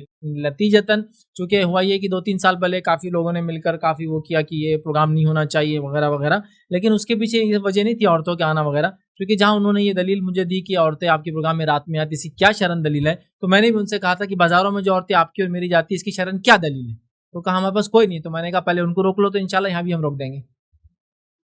مطلب ایسا ہوگا کہ 2 لوگ لڑ رہے ہیں اور مظلوم جس پہ ظلم ہو رہا اس کا ہی تم نے ہاتھ پکڑ لیا اور ظالم کو چھوڑ دیا، مارتا جا رہا اس کو. میں نے کہا بازاروں کا جس دن بند کر دیں گے ہم بھی اجتماع بند کر دیں گے. تو وہ ایک دم فخ ہو گئے، کہا اس پہ ہمارا کنٹرول نہیں. تو کہا تو آپ کا کنٹرول صرف ہم پہ ہی ہے، آپ کا کنٹرول صرف ہم پہ، وہاں نہیں ہے. تو بہرحال ایسا نہیں تھا کہ ہم نے کسی کے دباؤ میں آ کے پروگرام بند کیا، لیکن ہم کو حکمت لگی. دیکھیے کیا ہو رہا تھا معلوم، میں آپ کو بتاتا ہوں. ایک کام خیر کے لیے کیا جا رہا، پورا شہر سمجھ رہا ہو شر کے لیے کیا جا رہا، سمجھ رہے آپ. تو وہ اس کو بند کرانے کے پیچھے ایڑی چوٹی کا زور لگا رہے، اور وہ بیچارے مجبوراً پروگرام کر رہے، وہ مجبوراً محنتیں کر رہے کہ بھائی ان کے پروگرام کو کیسے کاٹا جائے، لوگوں کو کیسے روکا جائے، فلاں فلاں، جو بھی محنت کر رہے تھے. اس کے بعد ہم کو لگا نہیں، یہ ایک لوگوں کے لیے آزمائش کا باعث بن جا رہا ہے. تو ہم نے سوچا چلو تھوڑا سا اپنے آپ کو شفٹ کر دیتے ہیں. ہم نے 2 سال پہلے رمضان کانفرنس کو، مطلب اس سال جس دن پرابلم ہو اس سال تو ہم نے لیا، اس کو آن لائن لیا، بلکہ پورے انڈیا میں پورے 6 کے 6 DTH پہ ہم نے اس کو لائیو کیا تھا. اور وہ ایک یونیک ایکٹیویٹی جو کوئی بھی اسلامی ادارے نے آج تک ہندوستان میں نہیں کی تھی، کہ پورے 6 DTH جو زمانے میں 6 اویلیبل تھے، 7 ہے، تو پورے 6 DTH سے ہمارا پروگرام لائیو گیا تھا، پورے پین انڈیا، پورے انڈیا میں، بلکہ انڈیا سے علاوہ بھی DTH جہاں بھی چلتے ہیں یہ DTH ہمارے سیٹ ٹاپ باکس وہاں سب جگہ آیا، سب لوگوں نے دیکھا. ٹھیک ہے، تو ہم نے ماشاءاللہ وہاں تو بڑی گرینڈ کانفرنس کی اور اس کے بعد اس کا اختتام کیا، خاتمہ کیا. ٹھیک، دوسرے سال ہم نے پلان کیا کہ جو ایک گراؤنڈ میں ہم پروگرام لے رہے، 3-4 ہزار لوگ آ رہے، اتنی ہم محنت کر رہے اور اتنی دشمنیاں لے رہے، اگر ہم صرف اپنا میدان چینج کر دیں تو معاملہ ختم ہو جاتا. اور اسی سال سے ہم نے پلاننگ کیا اور یہ کیا کہ اگلے سال ہم کیا کریں گے، چینلز پہ جائیں گے مختلف. اور پچھلے سال ہم ماشاءاللہ سجدہ ٹی وی پر، وصال ہے، اور پاکستان کے کئی چینل ہیں، سعودی کی چینلز ہیں، اور نہ جانے دنیا کے کتنے چینل پہ ہم گئے، اور ہندوستان کے کئی کیبل چینلز پہ، جس کے انگنت کیبل چینلز پہ، پورے کشمیر میں گئے MCN کے تھرو، پورے مہاراشٹر میں گئے MCN کے تھرو، پورے تلنگانہ کے اندر ہم گئے، اور کئی ٹی وی چینلز پہ گئے. تو ہم نے پورا فوکس اپنا شفٹ کر دیا پبلک گیدرنگ سے ٹی وی گیدرنگ پر، الیکٹرانک گیدرنگ پر، یوٹیوب گیدرنگ پر. اور جب ہم اس پر شفٹ ہوئے الحمدللہ تو ہمارا کام دن دگنا رات چوگنا ہو گیا. کیونکہ یہاں جو 3-4 ہزار کے لیے جتنی محنت ہو رہی تھی اس سے کم محنت میں 8-10 لوگ صرف اندر ایک اپنے روم میں بیٹھ کر اس سے بڑے کارنامے انجام دے رہے تھے. حتیٰ کہ الحمدللہ نے اتنی کامیابی دی کہ آخری عشرے میں یوٹیوب کا ایک لیکچر اگر لائیو کرتے ہیں 25 سے 30 ہزار لوگ دیکھتے ہیں اس کو. ایک لیکچر، وہ بھی ریکارڈڈ لیکچر کو ہم اس کو کیا کرتے ہیں، پریمیئر کرتے، لائیو ڈالتے ہیں. تو آپ بتائیے پھر 3,000 لوگوں کے لیے محنت کرو، دشمنی لو، برائیاں لو. اچھا، جب ہم نے اپنا میدان شفٹ کر دیا، اب وہ لوگ جو بول رہے تھے یہاں پرابلم ہے، وہ وہاں تو نہیں آ سکتے روکنے کے لیے، بتائیے وہ میدان میں آ سکتے ہیں کیا وہ لوگ؟ وہ میدان الحمدللہ ان کا نہیں ہے، وہاں وہ نہیں آئیں گے انشاءاللہ. سمجھ رہا؟ تو لہٰذا کام تو بڑا نا. تو ان کے ایک شر میں مجھے خیر کا پہلو نظر آیا، اور میں ہمیشہ بہت پازیٹیو لیتا ہوں ہر کسی کو، کہ کوئی آدمی گالی دینے بھی آئے تو میں اس کو سن کے لیتا ہوں کہ نہیں کچھ تو بھی اچھا ہی دے کے جائیں گا، کچھ نہیں تو گالی دینے کا انداز ہی سنیں گے اس کا کیسا ہے، آج کچھ نہ کچھ ہے اس میں پازیٹیو، لینا چاہیے اس سے، کچھ تو بھی ہے اس کے پاس، چل لو اس. تو ماشاءاللہ وہ جب انہوں نے کیا، ہم نے مثبت لیا، میٹنگ لی، کہا یہ سال تو کریں گے انشاءاللہ، اس میں کوئی روک ٹوک نہیں، وہ چاہے جو کر لے الحمدللہ، چونکہ جو طے ہو گیا تھا وہ طے ہو گیا تھا اللہ کی طرف سے، ایک بار قدم بڑھا دیا پیچھے نہیں ہٹیں. نیکسٹ ایئر پلان کیا، میدان چینج کر دیتے ہیں. اب آؤ اس میدان میں، الحمدللہ اس میدان میں بہت کم ہی لوگ دوڑتے ہیں. تو بس کام تو ہوا ماشاءاللہ، بہت اچھے انداز سے ہوا، بہت بڑا ہوا. پھر اس سال کے بعد نیکسٹ ایئر آیا، پھر ہم نے وہی کیا ماشاءاللہ. یہ سال بھی ہم نے پلان کیا، اور کئی ٹی وی چینلز پہ ہم لوگ جا رہے ہیں، جس کی وجہ سے ہم ڈیٹا بناتے ہیں، کنٹینٹ کریٹ کرتے ہیں، مخصوص بناتے ہیں، ٹی وی چینل کے لیے خاص بناتے ہیں، اس کو خاص بنا کے دیتے ہیں. تو اب ہمارا مقصد ہے دعوت پہنچانا، سمجھ رہے؟ اور ہماری دعوت الحمدللہ ہر اس فرد تک ہے جس کے پاس اینڈرائڈ ہینڈ سیٹ ہے دنیا کے اندر. ایک آدمی اگر خود سے جا کے کسی کو دعوت دے کتنی جگہ جا سکتا ہے بتائیے؟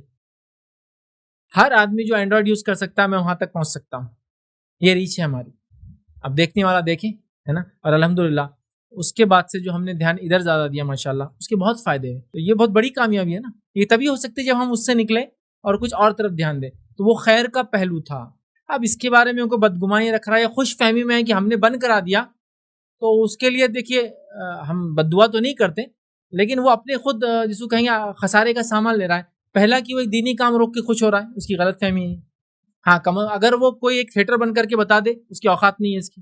وہ ایک کوئی برائی کا اڈا بن کر کے بتا دے، اس کی اوقات نہیں. میں بول رہا نا، اب اس کی اوقات نہیں ہے، وہ کچھ بھی نہیں کر سکتا. وہاں سے تو نظر نیچی ڈال کے وہ حدیث پہ عمل کرتا ہو کہ دل میں برا جانور نکل جاتا. لیکن دینی اجتماع دیکھ کے وہ آگے ہاتھوں سے کر رہا, بولے حدیث میں بولے ہاتھوں سے روکو پہلے, تو اس کو یہاں اس کو پوری برائیاں نظر آتی, وہاں نظر نہیں آتی. کوئی ایک عورت کو بازار سے روک کر بتائے, میں تو چیلنج کرتا ہوں اپنی ماں بہن کو روک کے بتا دیو بازار سے, میں چیلنج کرتا ہوں, وہ ناکام رہے. تو کوئی آدمی ایسا سمجھتا ہے اس کو کامیابی, تو وہ بہرحال ناکام ہوا. لیکن خوشی کی بات یہ ہے, بعد میں ہوا یہ کہ ان میں کچھ لوگ تھے, ابھی پرسنل ایکسپیرینس بتا رہا ہوں, تو میں نے ایک صاحب سے کہا ان کو سمجھاؤ, وہ لوگوں نے ایسا پروگرام رکھے فلاں فلاں کیے, تو وہ بولے ڈرنے کی بات نہیں, بھابھی اپنے طرف ہے, یہ اسی کا نتیجہ ہے. بولے جس نے پروگرام رکھا تھا ان کے اہلیہ اس تحریک سے جڑ گئے, بولے تو وہ حسد کا نتیجہ تھا, انہوں نے پورے لوگوں کو اور پوری تنظیموں کو پوری جماعتوں کو جمع کیا آپ کے خلاف, لیکن وہ حسد کا نتیجہ چونکہ بھابھی اپنے طرف والا, پھر الحمدللہ چلنے دو, پھر چلنے دو, یہ خوشی کی بات. تو دیکھیے آپ, مطلب ان کے گھر میں جو وہ جس تحریک کے مبلغ ہے, ان کی گھر کی عورتیں اس تحریک پر نہیں ہیں آج, الحمدللہ. تو ہم وہ میدان سے گئے, پھر ہم نے سوچا نہیں وہ تو بیچاری آتی نہیں ہمارے پاس, چونکہ تو آنے نہیں دیں گے, طلاق دے دیں گے تو ایسا آدمی. پھر کیسا ہوا, پھر وہی ہے جو آپ کے جیبوں تک اور آپ کے عورتوں کے پرسوں میں آ چکا ہے. اینڈرائڈ جہاں تک ہے ہماری دعوت وہاں تک. تو آج اینڈرائڈ یوزر کتنے دنیا میں, 3 بلین سے اوپر, ہم وہاں تک پہنچ سکتے ہیں. یہ الگ بات ہے اس کو نہ سمجھے اور نہ دیکھے, لیکن ہم اویلیبل تو ہے نا. چیز کی اویلیبلٹی ایک چیز ہوتی ہے, پھر کوئی لے دیکھے گا الگ بات ہوتی ہے. تو دیکھیے ہماری دعوت اتنی اللہ نے بڑھا دی, تو وہ مثبت پہلو تھا. تو اگر وہ اس کو خوش فہمی ہے کہ اس نے بند کرایا تو وہ ایک بری بات ہے, چونکہ ایک اچھی چیز کو بند کرانے میں وہ خوش ہو رہا ہے, لیکن اس کے لیے ایک دعوت بھی ہے کہ وہ کچھ بری چیزوں کو بند کرانے کی کوشش کرے اس رمضان. ٹھیک ہے, لیکن بہرحال غلط فہمی کی چیز نہیں ہے, اگر اس کو خوش فہمی میں تو ہونے دیجیے آپ. بہرحال تو ہم دیکھ رہے تھے بہرحال بدگمانی کتنے نقصان پہنچاتی ہے, اور امت مسلمہ میں خاص طور سے ہم نے دیکھا کہ عیوب نہیں تلاش کرنا, اور بدگمان انسان کیا کرتا ہے, دوسرے میں عیب تلاش کرتا ہے, اور اس کے بارے میں بغیر عیب دیکھیں کہ بدگمان تو بہرحال بغیر عیب دیکھیں کہ ویسی سوچ لے رہا ہے کہ یہ آدمی خراب ہے, یہ عورت خراب ہے, یہ جماعت خراب ہے, یہ تنظیم خراب ہے. ایسا نہیں ہونا چاہیے. اس سے یاد رکھیے امت فتنے اور فساد میں پڑ جاتی ہے. اب آئیے بدگمانی کا علاج کیا ہے. غلط فہمی کا علاج دیکھ لیے, تحقیق اور وضاحت. بدگمانی کا علاج کیا ہے, تو بدگمانی کا علاج یاد رکھیے 4 چیزوں سے میں نے وہ کیا جو میری تحقیق ہے, وہ یہ ہے. پہلا, چیزوں کو نظر انداز کرنا, برائی کو چھوڑ دینا, اچھائی کو لینا لوگوں کی. ایک آدمی دکھ رہا ہے برا ہے تو بھی اس کی برائی چھوڑ کے اس کی اچھائی لے لینا. برائی کو نظر انداز کرنا, اچھائی کو لینا, پہلی چیز. دوسرا, ہر کسی کے بارے میں اچھا خیال رکھنا, حسن ظن, یہ اچھا ہے, وہ اچھا ہے, وہ اچھا ہے, وہ اچھا ہے, وہ اچھا ہے, وہ عورت اچھی, وہ آدمی اچھا, سب اچھے. دوسری چیز. تیسری چیز, ذہن کو وسیع کرنا. جو نیرو مائنڈڈ ہوتے ہیں نا ان کا ہی پرابلم ہے, ذہن کو وسیع کرنا. آپ ذہن کو وسیع کریں گے نا, یاد رکھیں کہ دنیا میں بہت عجیب و غریب لوگ جیتے ہیں. ان کے بارے میں ہم کیا کیا دیکھ کر جن کو ہم غلط سمجھتے ہیں نا, وہ بھی کوئی کر بڑے بڑے کارنامے بن جاتے ہیں. ایک واقعہ انشاءاللہ چوتھے پوائنٹ کی بات سمجھاتا ہوں. چوتھی چیز یہ ہے, برائی ہو تو اس کی اصلاح کر دینا بولنے کے بجائے. یہ بدگمانی میں آدمی پہلے سوچ لیتا پھر بولتا پھرتا, اس سے بچنا چاہیے. اب آئیے جو میں کہہ رہا تھا, لوگ بڑے کمال کے ہوتے ہیں, یاد رکھیے اللہ تعالیٰ کس سے کیا کام لے ہم نہیں جانتے. آئیے واقعہ سناتا ہوں امام احمد بن حنبل رحمہ اللہ کا. ان کے بیٹے فرماتے ہیں کہ میرے والد یہ کہا کرتے تھے, اللہ جو ہے ابو حیثم کو اچھا رکھے. تو میں پوچھتا تھا کہ کون ہے جس کو اچھا رکھے آپ دعا دیتے ہیں. تو کہا جب مجھے جیل میں ڈالا گیا, وہ خلق قرآن کا مسئلہ ہوتا نا, قرآن مخلوق ہے بول کے ان کے زمانے میں ایک فتنہ اٹھا. جب خلق قرآن کا فتنہ اٹھا اور مجھے سزا دی گئی اور میں جیل میں پہنچا, جب جیل میں پہنچا تو ایک شخص تھا جو چوری کے کیس میں لا کر اندر بند تھا, سزا بھگت رہا تھا. وہ چور میرے پاس آیا اور اس نے مجھ سے کہا, جو امام احمد بن حنبل بہت مشہور شخصیت تھے, تو وہ بھی انتظار میں تھا کہ امام آنے والے جیل کے اندر. تو وہ میرے پاس آیا اور مجھ سے کہا, امام احمد میں چوری کی سزا میں سزا کاٹ رہا ہوں, چوری کی وجہ سے جیل میں سزا کاٹ رہا ہوں, اور مجھے چوری کی وجہ سے کوڑے پڑے ہیں. تو میں نے شیطان کی راہ میں کوڑے کھائے ہیں اور اس پر صبر کیا ہے. تو میں تم کو یہ کہنے آیا ہوں, تم تو اللہ کی راہ میں جیل میں لائے گئے ہو, کیونکہ میں تو شیطان کی راہ میں چوری میں آ کے صبر کیا ہوں, تم تو اللہ کی راہ میں آؤ, تم تو صبر کرنا. امام احمد کہتے ہیں اس چور کی اس کاؤنسلنگ نے مجھے ہمت دی, جو اس نے پہلے کہہ دیا کہ تم کو تو صبر کرنا اس لیے ضروری ہے کہ تم تو اللہ کی راہ میں جیل میں آؤ, کھا لینا اس کوڑوں کو. انہوں نے کہا اس کے ان چند کلمات نے مجھے بہت طاقت دی کہ ایک چور جب چوری کی سزا میں مار کھا سکتا ہے اور صبر کر سکتا ہے, تو میں تو اللہ کی راہ میں آیا ہوں, میں کیوں نہیں کھاؤں گا. انہوں نے کہا مجھے صبر آ گیا اس کی اس بات سے, تو اس چور کی وجہ سے مجھے یہ فائدہ ہوا, وہ کوڑے کھانا میرے لیے آسان ہوا. تو آپ دیکھیے امام احمد بن حنبل بدزن نہیں تھے. یہ نہیں کہا کہ اچھا چوری کی اس میں میرے کو, میں محدث اتنا بڑا زمانے میں, چل نکل یہاں سے. میں کہاں سمجھا رہا, اس چور کی نصیحت کو لیا اور کہا. اس لیے میں نے کہا لوگ بہت امیزنگ ہوتے ہیں. کبھی بھی کسی کے حالات دیکھ کر آپ بدگمان مت ہو جائیے. ہو سکتا ہے ایک آدمی آپ کو نالے میں اترا ہوا دکھ رہا ہوں اور آپ بدگمان ہے نالے میں کیوں اترا ہے, پتہ نہیں وہ اس نالے کے اندر سے سونا اس کو ملتا ہو, آپ ہی بدگمان ہے کتنے گندے کا کام کر رہا. یا ہو سکتا ہے ایک آدمی کسی چیز کو اٹھا کے لے جا رہا, آپ بول رہے یہ کیا گندگی اٹھا لے جا رہا, پتہ چلا وہ کوئی چیز سونے کی ہے اور اس پہ گندگی چڑھی, وہ صاف کرنے لے جا رہا ہوں, آپ نہیں جانتے. تو لہٰذا اگر ہم اچھا گمان رکھیں نا, بڑے فائدے, پازیٹیو انرجی ہمارے اطراف دوڑتی ہے, ہماری سوچ اچھی ہوتی ہے, لوگوں کے بارے میں بدگمانی نہ کرنے کے بڑے فائدے, چونکہ مثبت سوچ فائدہ دیتی ہے اور منفی سوچ آپ کو ایسی برباد کر دی. کتنے لوگ ہیں جن کی حسدوں نے ان کو برباد کر دیا اور ان کو جو ہے بیمار کر دیا, صرف حسد. وہ کامیاب ہو رہا اور اس نے بیمار ہو رہا, وہ کامیاب ہو رہا اور اس نے بیمار ہو رہا, حسد. کتنے لوگوں کو ان کی حسدوں نے برباد کر دیا. اچھا گمان رکھو کہ آگے جانا میرا بھائی, اللہ اس کو اور آگے بڑھائے, اللہ مجھے بھی دے توفیق, میں بھی وہاں تک جاؤں, اس سے آگے جاؤں, یہ سوچ ہونا چاہیے. بہرحال تو یاد رکھیے بدگمانی کا, یاد رکھیے یہ 4 چیزیں علاج تھی. اب یہ غلط فہمی اور بدگمانیاں کیا کیا کھیل کرتی ہے, بس چند نقصانات بتاتا ہوں, بات ختم کر رہا ہوں. سب سے پہلے چیز تو یاد رکھیے, یہ بدگمانیاں جو ہے بغض پیدا کرتی ہے. غلط فہمی, بغض سمجھتے ہیں دل میں باتوں کو رکھ لینا کسی کے خلاف. اسی طرح جو ہے کینہ پیدا کرتی ہے, ٹھیک ہے. اسی طرح جو ہے تکبر پیدا کر. تکبر کیسا, ارے وہ اتنے گھٹیا لوگ, ہم اتنے افضل ہیں, کیونکہ آپ نے سوچ لیا وہ بیچارے پھٹے کپڑے پہنتے تو غریب ہوں گے, تو دن پہ سب سوچ لیا آپ نے, تو تکبر پیدا کر دیتی ہے. یہ غلط فہمی ہم انسان کو چغلی کی طرف لے جاتی ہے. یہ غلط فہمی انسان کو غیبت کی طرف لے جاتی ہے. یہ غلط فہمی انسان کو کسی پہ الزام لگانے کی طرف لے جاتی ہے. یہ غلط فہمی انسان کو جو ہے دشمنی پیدا کر دیتی بغیر ملے کے. کئی ایسے لوگوں کو دیکھ کر اللہ رحم کرو, میں لوگوں کے پاس جاتا ہوں, کبھی کبھار اپنی دشمنی کا مجھ سے اظہار کرتے ہیں, حالانکہ میں نے ان کا کچھ نہیں بگاڑا آج تک, لیکن سوچ لیا انہوں نے, سوچ لیا ان کو نقصان ہو, وہی سوچ لیا, اس نے سوچ لیا آپ نے یہ کیا, اس نے سوچ لیا آپ کی وجہ سے اس کی بیٹی کی شادی نہیں, اس نے سوچ لیا آپ کی وجہ سے اس کا بزنس مار کرا, اس نے سوچ لیا سامنے والی دکان کی وجہ سے میری دکان نہیں چلی, جبکہ دکان چلانے والا اللہ کے ذات رازق, تو کیوں سوچا, لیکن سب اس نے سوچ لیا. بدگمان دشمنیاں بڑھ گئی. یہی غلط فہمیاں ہیں جو کتنی طلاقوں کی, اکثر طلاقوں کی وجہ, میں کہوں کتنے نہیں, اکثر طلاقوں کی وجہ یہی غلط فہمیاں اور بدگمانیاں جو جدائی ڈال دیتی ہے ماں باپ میں, بچوں میں, بھائی میں, میاں بیوی میں, سب لوگوں میں. یاد رکھیے اسی طرح کتنی بدگمانیاں یاد رکھیے جو بٹوارا کرا دیتی ہے خاندانوں کا. یاد رکھیے یہی بدگمانیاں جو لڑائی جھگڑے پہ لے جاتی ہے, اور یہ بدگمانیاں انسان کو قتل تک لے جاتی ہے. یاد رکھیے کہیں قتل ہو گئے جس کے پاس کوئی بیس نہیں تھا, اس کو لگا یہ اس کی بیوی کو چھڑتا, اس کی بیوی نے تو کبھی نہیں بولا وہ چھڑتا, اس نے قتل کر دیا. کتنے مرڈرز کے پیچھے آپ دیکھیے صرف بدگمانی, غلط فہمی وجہ تھی. تو بدگمانی, غلط فہمی بہت بہت خطرناک چیز ہے. ایک مسلمان ہونے کے ناطے کبھی بدگمان نہ ہو, کبھی غلط فہمی نہ رکھے. اگر کوئی بدگمان غلط فہمی ہو رہی ہے تو کراس ویریفیکیشن, چیکنگ کر لے. دوسرا, آپ کے بارے میں کوئی کر رہا تو وضاحت کر دے, اپنے تک کلیریفیکیشن دے دے. تیسرا, ہم لوگ کیا کریں, جب بھی کسی کو ایسا ہو تو ہم لوگوں کی غلطیوں کو نظر انداز کریں, اچھائیوں کو دیکھیں, برائیوں کو چھوڑ دیں. چوتھا, اگر لگا غلطی ہے تو اس کی واقعے میں اس کی اصلاح کر دے. پانچواں, ہر کسی کے بارے میں اچھی سوچ رکھے. اور چھٹا, یاد رکھے ذہن کو کھلا رکھے, اپنا براڈ مائنڈیڈنس ہو تو انشاءاللہ یہ مسئلہ, یہ خطرناک بیماری جو مرض انسانوں کو تباہ کر رہا ہے, یاد رکھیے اس سے ہم محفوظ رہیں گے. یاد رکھیے, اور اگر ایسا نہ ہوا تو یہ بدگمانیاں یاد رکھیے بڑھتے جائیں گی, بڑھتے چلے جائیں گی, انسان کو نقصان میں لے جائیں گی, اور اس کے نہ جانے ان گنت کتنے نقصان ہیں. بہرحال میں بھی نہیں جانتا ہوں, لیکن اس کے اثرات ہم اپنی زندگیوں میں, اپنے پڑوس کی زندگیوں میں, لوگوں میں دیکھ سکتے ہیں. بلکہ میں نے تو جو اپنے تجربے سے کہا, 50% سے زیادہ تمام جھگڑوں کی جڑ صرف اور صرف غلط فہمیاں اور بدگمانیاں ہیں, جس کی کوئی ریالٹی نہیں. ایک آدمی آپ کو دیکھتے ہوئے جا رہا, آپ کو لگتا ہے وہ آپ کو گھور رہا, انہیں گھور رہا تو انہیں کچھ غلط نیت سے ہوں گا, آپ گھورا تو گیا, بیسس کیا آپ کے پاس, آپ گھورا تو گیا, کوئی بیس نہیں, بس اس نے گھور رہا, جبکہ آپ کو نہیں پتا اس کی آنکھیں اتنی بڑی ہوں گی, گھورا نہیں, آپ کو دیکھ رہا ہوں گا. کچھ لوگ ہوتے ہیں نا, آپ ان سے بات کرنے جو کیا میرے سے اونچی بات کر رہا, اور اس کی آواز ہی ویسی بیچارے کی, وہ جب بولے گا تو ایسی آواز نکلیں گی اس کی بڑی, لاؤڈ اسپیکر ہے اس کا منہ.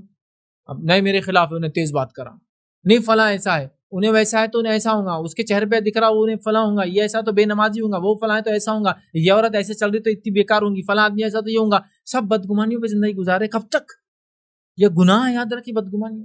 ہمیں اچھا زن رکھ کے, حسن زن رکھ کے چلنا ہے. آپ جب یہ زن رکھ کے چلیں گے نا, دنیا آپ کو الگ انداز سے نظر آئے گی, اور اس کے ایک الگ ہی فائدے آپ کو ملیں گے. یاد رکھیے, جو ویسے سمجھ میں نہیں آئیں گے, جب تک آپ اپنی ذہنیت کو چینج نہیں کرتے, آپ کو اس کے فائدے نظر نہیں آئیں گے. کہ یہاں تک کہ کسی نے آپ کا نقصان بھی کر دیا تو اس کو پازیٹیولی دیکھیے. آپ بدگمانوں کی مت دیکھیے, ہو کر آ کے میری گاڑی کو ڈیش مارا ہوں گا, جب سے ایسا کر رہا تھا, نہیں, آپ پازیٹیو دیکھیے, تو آپ دیکھیں گے وہ خود بیچارہ پہلے سے پریشان تھا, لیکن آپ گھوریں گے تو وہ بھی گھوریں گا.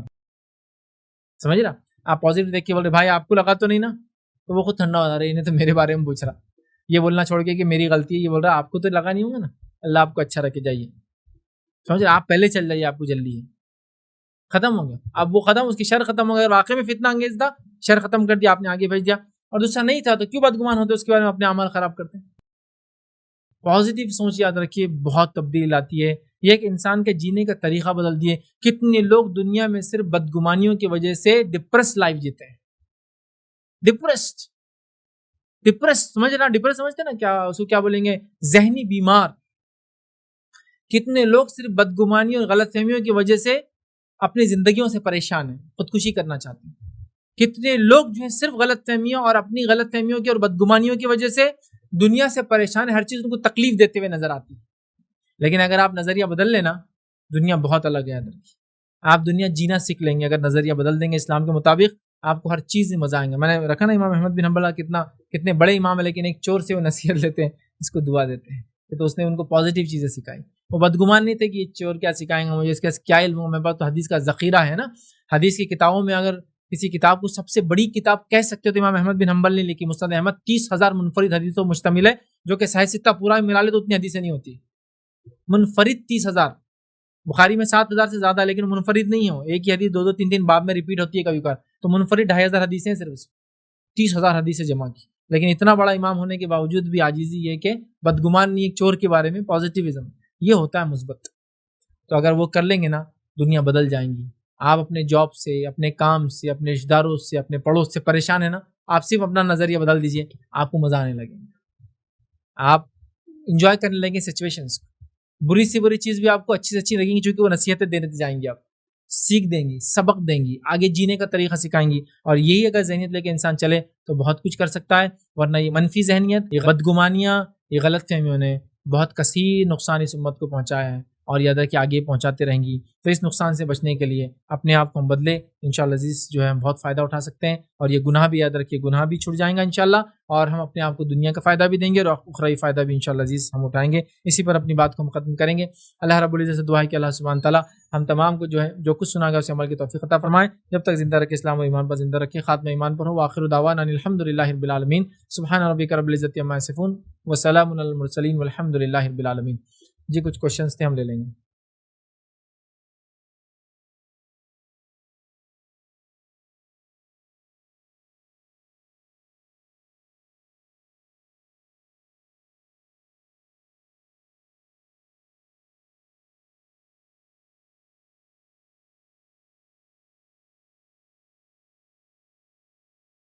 کسی نے ایک سوال کیا، ہمارا سوال یہ ہے کہ ہم کسی بات کو دل میں نہیں رکھتے، جو ہے سو بول دیتے ہیں، لیکن لوگ اس وجہ سے ہم کو پسند نہیں کرتے، بولتے یہ بہت منہ پھٹ کچھ بھی بول دیتے ہیں، تو ہم کیا کریں؟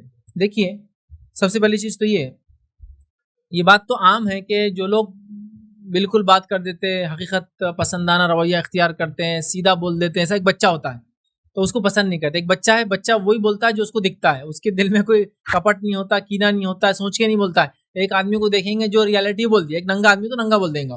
اب دوسرے لوگ نہیں، بہت بڑے آدمی ہیں، ننگے رہے بھی تو چلتا نہیں، بہت اچھے کپڑے دکھ رہے ہیں ان کے نا۔ واقعہ ہے نا، ایک مشہور واقعہ ہے، ایک بادشاہ رہتا، وہ ایک ٹیلر رہتا اس زمانے کا مشہور، وہ اس کو بولتا کہ میرے لیے ایسے کپڑے بناؤ کہ جس کی کوئی انتہا نہیں، اور وہ ٹیلر بیچارہ کپڑے بنا نہیں سکتا، وہ لیٹ ہو جاتا، بادشاہ آ جاتے، وہ بولتا بادشاہ سلامت ایک ایسا کپڑا بنایا بولے جس کو عقل ہے اس کو ہی دکھتا بولے۔ وہ تب بادشاہ تو سب سے زیادہ عقل مند رہتا، بولتا دیکھیے یہ لگا ہوا ہے، بادشاہ بولتے واہ پہن لیجیے، بولے آپ یہ کپڑے اپنے اتار دیجیے، پہن لیجیے۔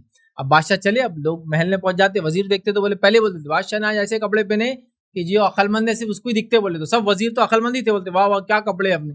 اب بادشاہ نکل جاتے شہر میں سب جگہ بات مشہور ہو جاتی کہ بولے بادشاہ سلامت وہ کپڑے پہنے ہوئے جو عقل مند کو دکھتے ہیں وہ ہوتے ہیں۔ ایک بچہ چھوٹا رہتا، اس کو کوئی پرواہ نہیں کیا ہے، وہ دیکھ کے بولتا ہے بادشاہ تو ننگا ہے، کیونکہ کوئی کپڑے ہی نہیں بناتا، اور ٹیلر خالی بولتا ہے دیکھیے یہ کپڑے، اور ایسے ہوا میں ان کو پہنا دیتا، انہوں اپنے کپڑے اتار کے ننگے گھومتے رہتے، ٹھیک۔ تو ایسا ہوتا ہے، تو بچوں کا معاملہ رہتا ہے، وہ بول دیتے ہیں۔ سوال یہ تھا کہ جو کوئی چیز ہے وہ بول دیتے ہیں، دیکھیں، لیکن اس میں بھی ایک چیز کا ہم وہ کرے۔ پہلی چیز تو یہ، کوئی چیز کو بولنا، کلیریفیکیشن کروا لینا، وضاحت کرا لینا، یہ تو اچھی بات ہے، اس میں تو کوئی حرج ہی نہیں، لیکن کچھ جگہوں پر کچھ چیزوں کا لحاظ رکھتے ہوئے بولنا یہ بھی ضروری ہے۔ سمجھ، جیسا کوئی گر گیا تو بولے میں کیا کروں، میرے کو ہنسی آ رہی، بٹ ظاہر سی بات ہے کوئی گر گیا، ابھی ہنسنا ٹھیک ہوگا کہ بتائیے، کیونکہ اس بات کو اپنے اوپر لے، آپ گر گئے تو ڈیپینڈ ہے۔ تو میں یہ بولنا چاہ رہا ہوں، بولیے، کھل کر بولیے، کلیئرفیکیشن لے لیجئے، وضاحت کروا لیجئے، لیکن اس میں بھی کچھ لمیٹیشن ہونا چاہیے کہ کچھ زمین زمانہ حالات شخصیت ماحول سٹیٹس مقام دیکھتے ہوئے وہ کرے۔ جیسا کہ ایک مثال دیتا ہوں، ایک بچہ ہے وہ دوسرے بچے کو دیکھ رہا ہے وہ غلطی کر رہا ہے، وہ اس کی اصلاح سیدھے کر سکتا ہے. ایک بچہ ہے بڑے والد کو اس کو غلطی کرتے ہوئے دیکھ رہا ہے، کیسے اصلاح کرے؟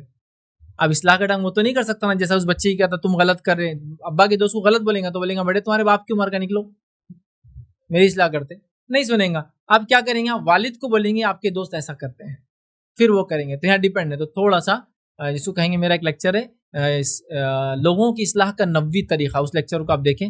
میں نے الگ الگ لوگوں کو کیسی اصلاح کرنا اس کا طریقہ سکھایا ہوں، تو اس میں انشاءاللہ عزیز وضاحت ہوں گی انشاءاللہ. جی فیض بھائی، غلط فہمی اور دوسرا جو بدگمانی کے تعلق سے، تو میرا کنسرن یہ ہے کہ میرا کویشچن یہ ہے کہ یہ جو سامنے والی شخصیت ہے یہ اس کے اوپر بھی ڈیپینڈ رہتا ہے موسٹلی، کہ مثال کے طور پہ جو شخص ہے جس کے تعلق سے یا تو غلط فہمی ہو رہی ہے یا بدگمانی ہو رہی ہے، تو اس کنڈیشن میں کیسے آئیڈینٹیفائی ہو، کیسا معلوم کریں گے کہ یا یہ ہم غلط فہمی ہے، اس کو وضاحت کرنا ضروری ہے، یا کئی اوقات جو ہے جماعتوں کے تعلق سے ہو جاتی ہے یا پرسن ٹو پرسن ہوتی ہے، فیملی کے حساب سے ہوتی ہے، تو اس میں کیسے آئیڈینٹیفائی کر سکتے ہیں، اس کا کیا طریقہ؟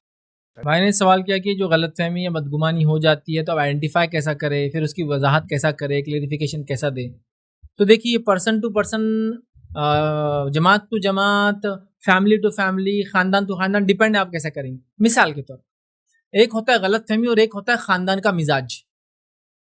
خاندان کا مزاج کیا؟ کچھ بھی کسی نے کیا تو مذاق اڑاؤ، یہ تو غلط فہمی نہیں، اس کو تو آپ ایزی لے لیں.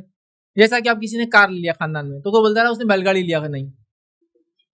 اب یہ آپ کو معلوم غلط فہمی، تھوڑی وضاحت تھوڑی دیتے پڑیں گے، میں نے گاڑی لیا، نمبر یہ، اطلاع کی، ریسیپٹ یہ، کیا ضرورت ہی نہیں، آپ کو پتا یہ کیا ہے، یہ فیملی پرابلم ہے، تو اس کو تو اصلاح کی ضرورت ہے، اس کو تو ایزی لینے کی ضرورت ہے. لیکن اب ریئلی بول رہا ہے اس نے گاڑی لیا لیکن وہ سود کے خلاف بات کرتا، سود پہ لے لیا، اب وضاحت کی ضرورت ہے. یہ ایک جینوین ایک الزام جیسی بات آپ پہ پھیل رہی ہے جس میں لوگ یہ کہہ رہے ہیں کہ آپ سود کے خلاف بات کرتے لیکن سود پہ آپ نے گاڑی خرید لی ہے، تو یہاں آپ کو کلیریفیکیشن دینا پڑے گا. سمجھ رہے آپ؟ تو ایک تو ہے اگر خاندان کا مزاج ہے تکلیف دینے کا، وہ ایک الگ مسئلہ ہے، لیکن ریئلی آپ کو لگتا ہے لوگ آپ کیا رہے ہیں، کسی نے پھیلا دیا بھائی اپنی بیوی پہ ظلم کرتا ہے اور جینوین آدمی نے، مطلب کوئی ایسا سورس ہے جو ایسی بات پھیلا رہا ہے، تو آپ کلیریفیکیشن دے دیں کہ میں کبھی بھی بات کر سکتا ہوں کہ میں اپنی بیوی پہ ظلم یا کسی پہ بھی ظلم نہیں کرتا ہوں، اس میں کوئی حرج نہیں. سمجھ آپ؟ تو یہ آپ ڈپینڈ ہے کیا الزام لگا. اگر خاندان کا مزاج صرف تکلیف دینے والا چھوڑ دیں، لیکن اگر وہ جینوین ہے اور اس سے کوئی جینوین پوائنٹس نکل رہے ہیں تو آپ اس کی وضاحت کرنے کی پھر فکر کر یاد رکھیں. آپ کیسے وضاحت کریں؟ تو آپ ایک جنرل جگہ اعلان کر، جیسا آپ لوگ دنیا بھر میں کچھ بولتے ہیں، میں خالی سنڈے کے درس میں اعلان کرتا ہوں، یہاں ہر جگہ تو نہیں بول سکتا ہوں. کچھ لوگوں کو تو پتا ہے کہ یہ ایسا مسئلہ ہے، وہ لوگ جانتے ہیں، وہ لوگ بولیں گے اس چیز کو. سمجھ رہے آپ بات کو؟ کچھ لوگوں کو پتا ہونا بھی بہت بڑی بات ہوتی ہے. سمجھ رہے آپ؟ جیسا کہ ہوتا ہے کچھ لوگ ایسے ہوتے ہیں، ایک زمانہ آتا ہے وہ دنیا کی کسی کے ہاتھ نہیں لگتے، لیکن کچھ لوگوں سے ملے وہ لوگ گواہی دیتے کہ یہ آدمی ایسا تھا. سمجھ رہے بات؟ تو لہٰذا آپ حالات دیکھیں، الزام کی شدت دیکھیں، کیوں لگایا گیا دیکھیں، اور اس کے حساب سے پھر اس کی اصلاح کرنے کی اور وضاحت کرنے کی کوشش کریں. وضاحت اتنی ہو جتنی ضرورت ہے کہ آپ صرف تھوڑا سا کلیریفیکیشن دے دیں، ایسا نہیں ہے، اور بات کو چھوڑ دیں. باقی پھر اللہ تعالیٰ کا کام ہے، اللہ تعالیٰ اگر آپ سچے ہیں تو اس بات کو منوا لیں گا، اور اگر آپ جھوٹے ہیں تو اس بات کو ظاہر کرا دیں گے. جی فیض بھائی، اس میں ہی کنٹینیو، اگر سے غلط فہمی اگر سے مجھے ہو جائے، مطلب مثال کے طور پہ ایک شخص ہے جو کہ غلط ہے یا کچھ غلطی اس کے اندر آلریڈی چور ہے مثال کے طور پہ، تو اس کے تعلق سے چوری کے بارے میں کہیں معلوم رہا ہو جو کہ غلط فہمی ہو، اس کو آئیڈینٹیفائی کیسے ہے؟ بھائی نے سوال کیا کہ ایک آدمی، میں غلط فہمی میں پڑ جا رہا ہوں، لوگ میرے بارے میں نہیں. تو یاد رکھیے اس میں دو چیزیں، ایک آدمی جو برا ہے اس کے بارے میں برے خیالات آنا شریعت اس پہ نہیں پکڑ کرتی انشاءاللہ ہماری، اور ایک آدمی جس کا کچھ نہیں معلوم اس کے بارے میں برے خیالات لانا یہ گناہ ہے. مثال، ایک آدمی مشہور ہے کہ چوری کرتا ہے اور وہ گھر میں آیا تو احتیاط کرنا یہ جائز ہے، یہ گناہ نہیں ہے، چونکہ وہ آدمی مشہور ہے چوری کے لیے اور وہ چور ہے. سمجھ رہا؟ ایک آدمی شرابی ہے اور اگر کسی نے اس کو شراب پیتے ہوئے دیکھا اور آپ سے کہا شرابی، تو آپ بدگمانی اس کے تعلق سے کر سکتے، جائز ہے، چونکہ وہ شرابی آلریڈی ہے. سمجھ؟ ایک آدمی مشہور ہے کہ یہ اس کی ٹوپی اس کے سر چڑھاتا ہے اور وہ نون ہے اور اس کے بارے میں معلوم بھی کہ اتنے لاکھوں کو ڈبا چکا ہے، اس آدمی کے بارے میں یہ بدگمانی کرنا کہ ابھی جو گاڑی پہ گھوم رہا ہے یہ بھی کچھ تو بھی ٹوپی پہنا ہوں گا، یہ درست ہے چونکہ وہ ویسا ہے. سمجھ رہا بات کو؟ وہ ویسا ہے. تو اگر چور چوری کرتا ہے، چوری میں مشہور ہے، چوری کی سزا بھگت چکا اور گھر میں آپ کی چوری ہو، تو آپ کا گیس کرنا اس نے چرایا ہوں گا، اس میں کوئی مسئلہ نہیں، اس پہ یہ بدگمانی میں انشاءاللہ آپ کو گناہ نہیں ملے گا. اس کو بولتے ہیں گمان غالب، بدگمانی نہیں بولتے اس کو، گمان غالب. میجر پارٹ ہوتا ہے کہ اس نے کیا ہوگا. جیسا گھر میں آپ کو 3-4 بچے اور ایک شرارتی ہے، اور اگر کوئی چیز ٹوٹ گئی تو گمان غالب ہوتا ہے کہ یہ وہ شرارتی نے توڑا ہوگا. لیکن ہم یہ نہیں بولیں گے اس نے ہی کیا، ہم کہیں گے اس کی شرارت ہو سکتی ہے، ٹیسٹ کر لو، ویریفائی کر لو ایک بار. سمجھا؟ چونکہ وہ شرارت کرتا ہے. تو لہٰذا اگر کوئی آدمی اپنی برائی سے مشہور ہے اور اس کے بارے میں کوئی بدگمانی آپ کے دل میں آتی ہے تو انشاءاللہ اس میں کوئی مسئلہ نہیں ہے، لیکن اس بدگمانی کی بنیاد پر سزا وغیرہ نہیں سنائی جائیں گی، اس کا حق نہیں مارا جائیں گے جب تک وضاحت نہ ہو جائے۔ اور ایک عام آدمی جس کے بارے میں کچھ نہیں جانتے تو اس کے بارے میں آپ کو صرف اور صرف اچھا گمان رکھنا ہے، اس کے بارے میں بدگمانی ان بعض الظن اسم، یہ گناہ میں آ جائیں گے، چونکہ بعض بدگمانیاں اسم ہے، گناہ ہے۔ یہی بدگمانی کو لوگوں میں ظاہر کرنا کیسا ہے؟ مثال وہی کنٹینیو کوشچن ہے کہ اگر سے اس تعلق سے جی میں نے سوال کیا کہ اس آدمی جو برا ہے اس کے بارے میں ماحول میں باتیں کرنا کیسا ہے، تو میں نے اس کی وضاحت یہاں کر دوں۔ ایک آدمی جو چور ہے، چوری کرتا ہے، مشہور ہے، سزا بھگت چکا ہے چوری کی، اب اگر کوئی دوسری جگہ چوری ہو تو آپ اگر وہاں بولتے کہ شاید اس کا ہاتھ ہو سکتا ہے، لیکن یہ غالب گمان کی بنیاد پر، یقین کی بنیاد پر نہیں کہ اس نے کیا ہوگا چونکہ وہی چور ہے، لیکن غالب گمان ہے کہ وہ چوری کرتا ہے تو اس نے شاید کیا ہوگا، آپ اس کی تحقیق کر لیں، یہ بولنے میں انشاءاللہ کوئی حرج نہیں۔ لیکن یہ بولتے پھر نہ میرا پڑوسی چور ہے، میرا پڑوسی چور ہے، اس کی ضرورت نہیں ہے، کیونکہ جہاں چوری ہوں گی وہی مسئلہ ہے نا اس کا، چوری کے علاوہ دوسرا گناہ تو نہیں کر رہا ہے، تو لہٰذا اس کو پروپوگیٹ کرنا، اس کی مارکیٹنگ کرنا غلط، لیکن لوگوں میں اظہار کرنا کہ ایسا ہوا تو یہ کر سکتا ہے، چونکہ ایسا یہ کرتا ہے، بولنے میں انشاءاللہ عزیز کوئی حرج نہیں، غالب گمان کے بیسس پر۔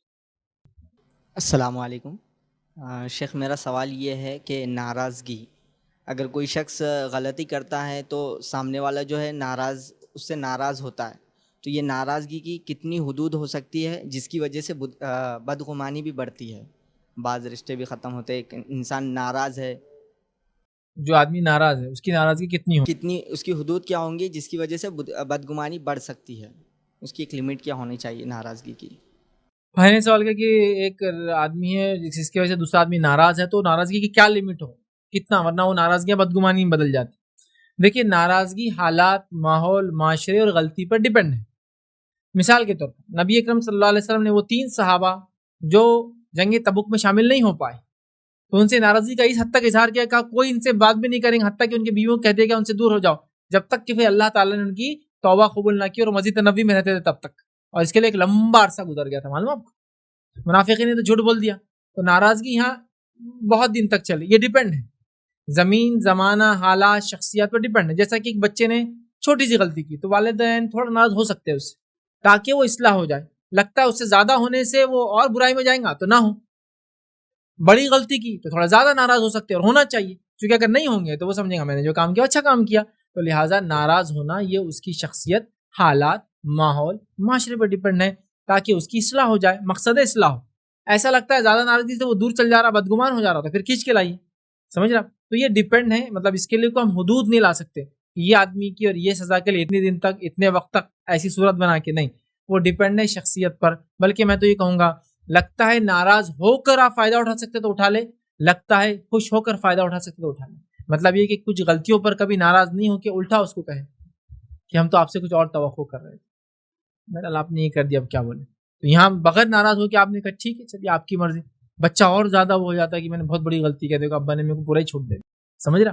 تو یہ ڈیپینڈ ہے کہ اس کے زمین، زمانہ، حالات، غلطی، ناراض ہونے کا فائدہ ہوگا، ناراض نہ ہونے کا فائدہ ہوگا۔ جیسے ایک مثال کے طور پہ ایک بیوی چاہتی ہے کہ شوہر اس سے ناراض ہو تو بس وہ خوش ہو جاتی ہے، ابھی ناراض رہیں گے 8-10 دن میں اپنے کام کروں گی، تاکہ وہ کچھ بولے گا ہی نہیں، تو وہاں آپ ناراض نہیں ہونا پڑے گا آپ کو، سمجھ رہا؟ وہاں ناراض نہیں ہونا، چونکہ اب آپ کو معلوم آپ کو ناراض کر کے فائدہ اٹھایا جا رہا ہے، سمجھ رہا بات؟ ہوتا ہے نا اسی طرح جو ہے شوہر کو لگتا ہے بیوی کو ناراض کر دو تو وہ ماں کے پاس جانے کی بات ہی نہیں کریں گی، پھر ہے نا وہیں رہیں گی، شوہر کو مناتے رہیں گی میں ناراض کر رہا، تو وہ پھر ویسے تو آپ وہاں تو یہ ڈیپینڈ ہے، زمین، زمانہ، حالات، شخصیات، رشتہ، اور کتنے انٹینسٹی سے ناراض ہونا چاہیے اور کتنا نہیں۔ نبی اکرم صلی اللہ علیہ وسلم کی زندگی آپ دیکھیں، آپ کچھ لوگوں پہ ناراض ہوئے، کچھ کو سمجھایا، غیر مسلم تھے تو پھر وہ ناراضگی کا لیول وہ نہیں تھا، مسلم تھے تو ناراضگی کا لیول الگ تھا، دیکھیے آپ، تو یہ ڈیپینڈ ہے، زمین، زمانہ، حالات، تعلقات، آپ کی پوزیشن، مقام، سب چیزیں مل کر ہوں گی، کیا کیا جائے، کس درجے تک اس کو کیا جائے۔ جیسا کہ فیض بھائی آپ نے ابھی بتائے کہ غلط فہمی اور بدگمانی یعنی اس کے نقصانات کتنے ہو سکتے ہیں ہماری زندگیوں پہ، لیکن آج کل عام ہو گیا کہ اگر رشتہ داروں میں کسی کے اوپر بار بار کچھ پریشانی آ رہی، مصیبتیں، یا کوئی بیماری میں مبتلا ہے، یا کچھ تجارت کے نقصان ہے، کچھ بھی اگر معاملات ہوئے تو ہم لوگوں کی ایسی بدگمانی، غلط فہمی رہتی کہ ان کے بہت گناہ ہے، تو یہ بہت عام ہو گیا، یعنی کس طریقے سے ہماری یہ بدگمانی کو ہم بدلیں گے؟ بہن کا سوال یہ ہے کہ کسی کے مصیبت، تکلیف، پریشانی، تجارت میں کمی، اولاد کا کچھ نقصان ہونا، فلاں ہونا، کسی بھی چیز، کسی بھی مسئلے پہ کچھ ہونا، تو لوگ بدگمان ہو جاتے ہیں کہ ہاں گناہ گار ہوں گے، گناہ گار ہے بول کے یہ مسئلہ ہو رہا ہے۔ تو اب یہ میں ایک اصول بتا دیتا ہوں، سزا اور آزمائش میں کیا فرق ہوتا ہے، عذاب اور آزمائش میں کیا فرق ہوتا ہے. کیوں تو دیکھیے آزمائش میں بھی تکلیف ہے اور عذاب میں بھی تکلیف ہوتی ہے، دونوں میں تکلیف ہوتی ہے، بلکہ کبھی کبھار تو آزمائشوں کی تکلیفیں سزا اور عذاب کے مقابلے میں زیادہ نظر آتی ہیں. صحابہ کی زندگیاں لے لیجیے آپ، ایمان لا رہی ہے خاتون، پہلی خاتون جو اسلام کے لیے شہید ہوئی، ایمان لاتی ہے، وہ کس قسم سے جو ہے شہید ہوتی ہے، سمیہ رضی اللہ عنہا، ہے نا. بلکہ روایت میں تو آتا ہے کہ ابو جہل نے ایک برچھی لی، برچھی سمجھتے ہیں، وہ نیزہ جو نوکیلا ہوتا ہے، برچھی نیزہ ہوتا ہے، اس طرح سے اس کو نیچے لکڑی ہوتی ہے، لیکن برچھی پتلی لوہے کی لمبی ہوتی ہے، اس نے برچھی لے کے شرمگاہ میں ماری آپ کی، کتنی سخت دکھ رہی نا. لیکن یہ سمیہ رضی اللہ عنہا جو پہلی شہیدہ ہے اسلام کی، جو پہلی عورت ہے جو شہید ہوئی، مطلب عورتوں کا یہ امتیاز رہا کہ اس دین کے لیے سب سے زیادہ قربانی انہوں نے دی، پہلی عورت یا پہلا انسان جو اسلام کے لیے مارا گیا وہ یہی تھی. تو اب دیکھیے اب یہ کیا تھا، ان کا عذاب تھا یا آزمائش تھی، بتائیے. یہ آزمائش تھی، یہ عذاب نہیں تھا. فرق کیا ہے معلوم آزمائش اور عذاب میں؟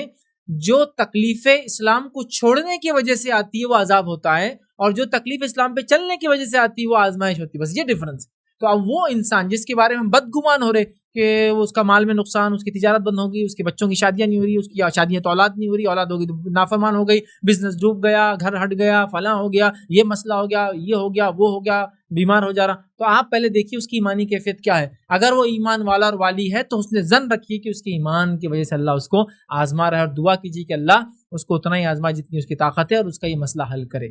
رہا معاملہ گناہوں کی وجہ سے اگر اس کو تکلیف آ رہی عذاب، جو کہ آپ جانتے ہیں کہ واقعی میں گناہ گار ہے، کیونکہ اب ظاہر سی بات ہے گیس پہ نہیں ہو سکتا، یاد رکھیے. تو یاد رکھیے پھر ہم کو یہ اس کی اصلاح کرنا ہوگی کہ میرے بھائی اس عمل سے توبہ کرو. جیسا سودی کاروبار کرتے ہیں، ڈوب رہا ہے کاروبار، تو آپ بول سکتے بھائی سودی کاروبار چھوڑو، اس کی لعنت ہے تم پر. سمجھ میں آ رہا ہے؟ کلیئر واضح ہے، سودی کاروبار نقصان ہو رہا ہے، سیدھا ہے، ریلیشن بالکل سیدھا ہے.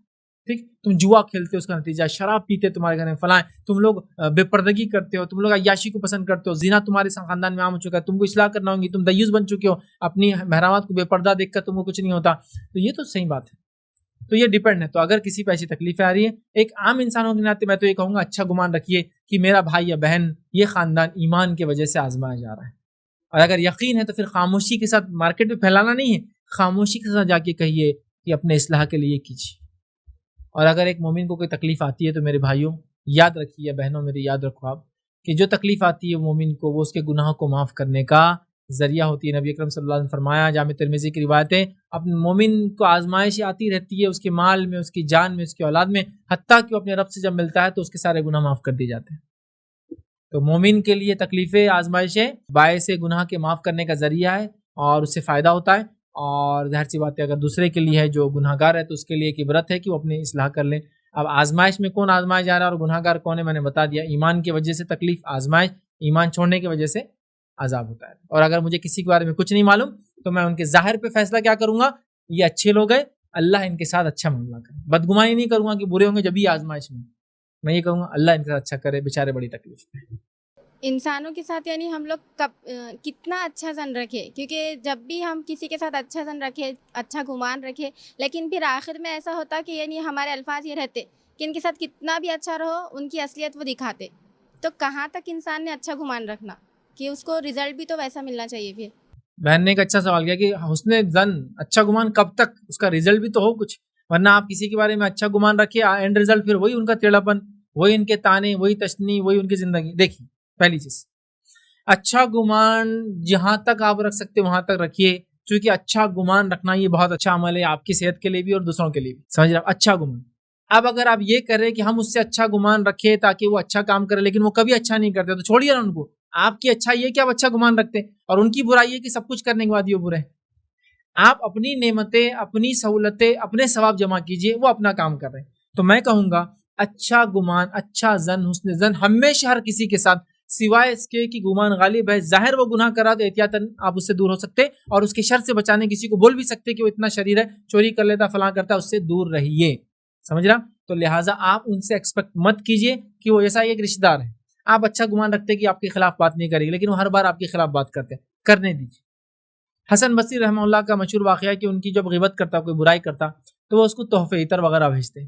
کسی نے ایک بار سوال کیا کہ حسن بصری، حسن تمہارے بارے میں وہ غیبت کرتا، چغلی کرتا، الزام لگاتا، بری بات، تم تحفے بھیجتے ہو؟ تو انہوں نے کہا اس سے اچھا انسان دنیا میں کون ہو سکتا ہے جو اپنے نیکیاں مجھے دیتا ہے، اس لیے میں اس کو تحفے میں چیزیں دیتا ہوں.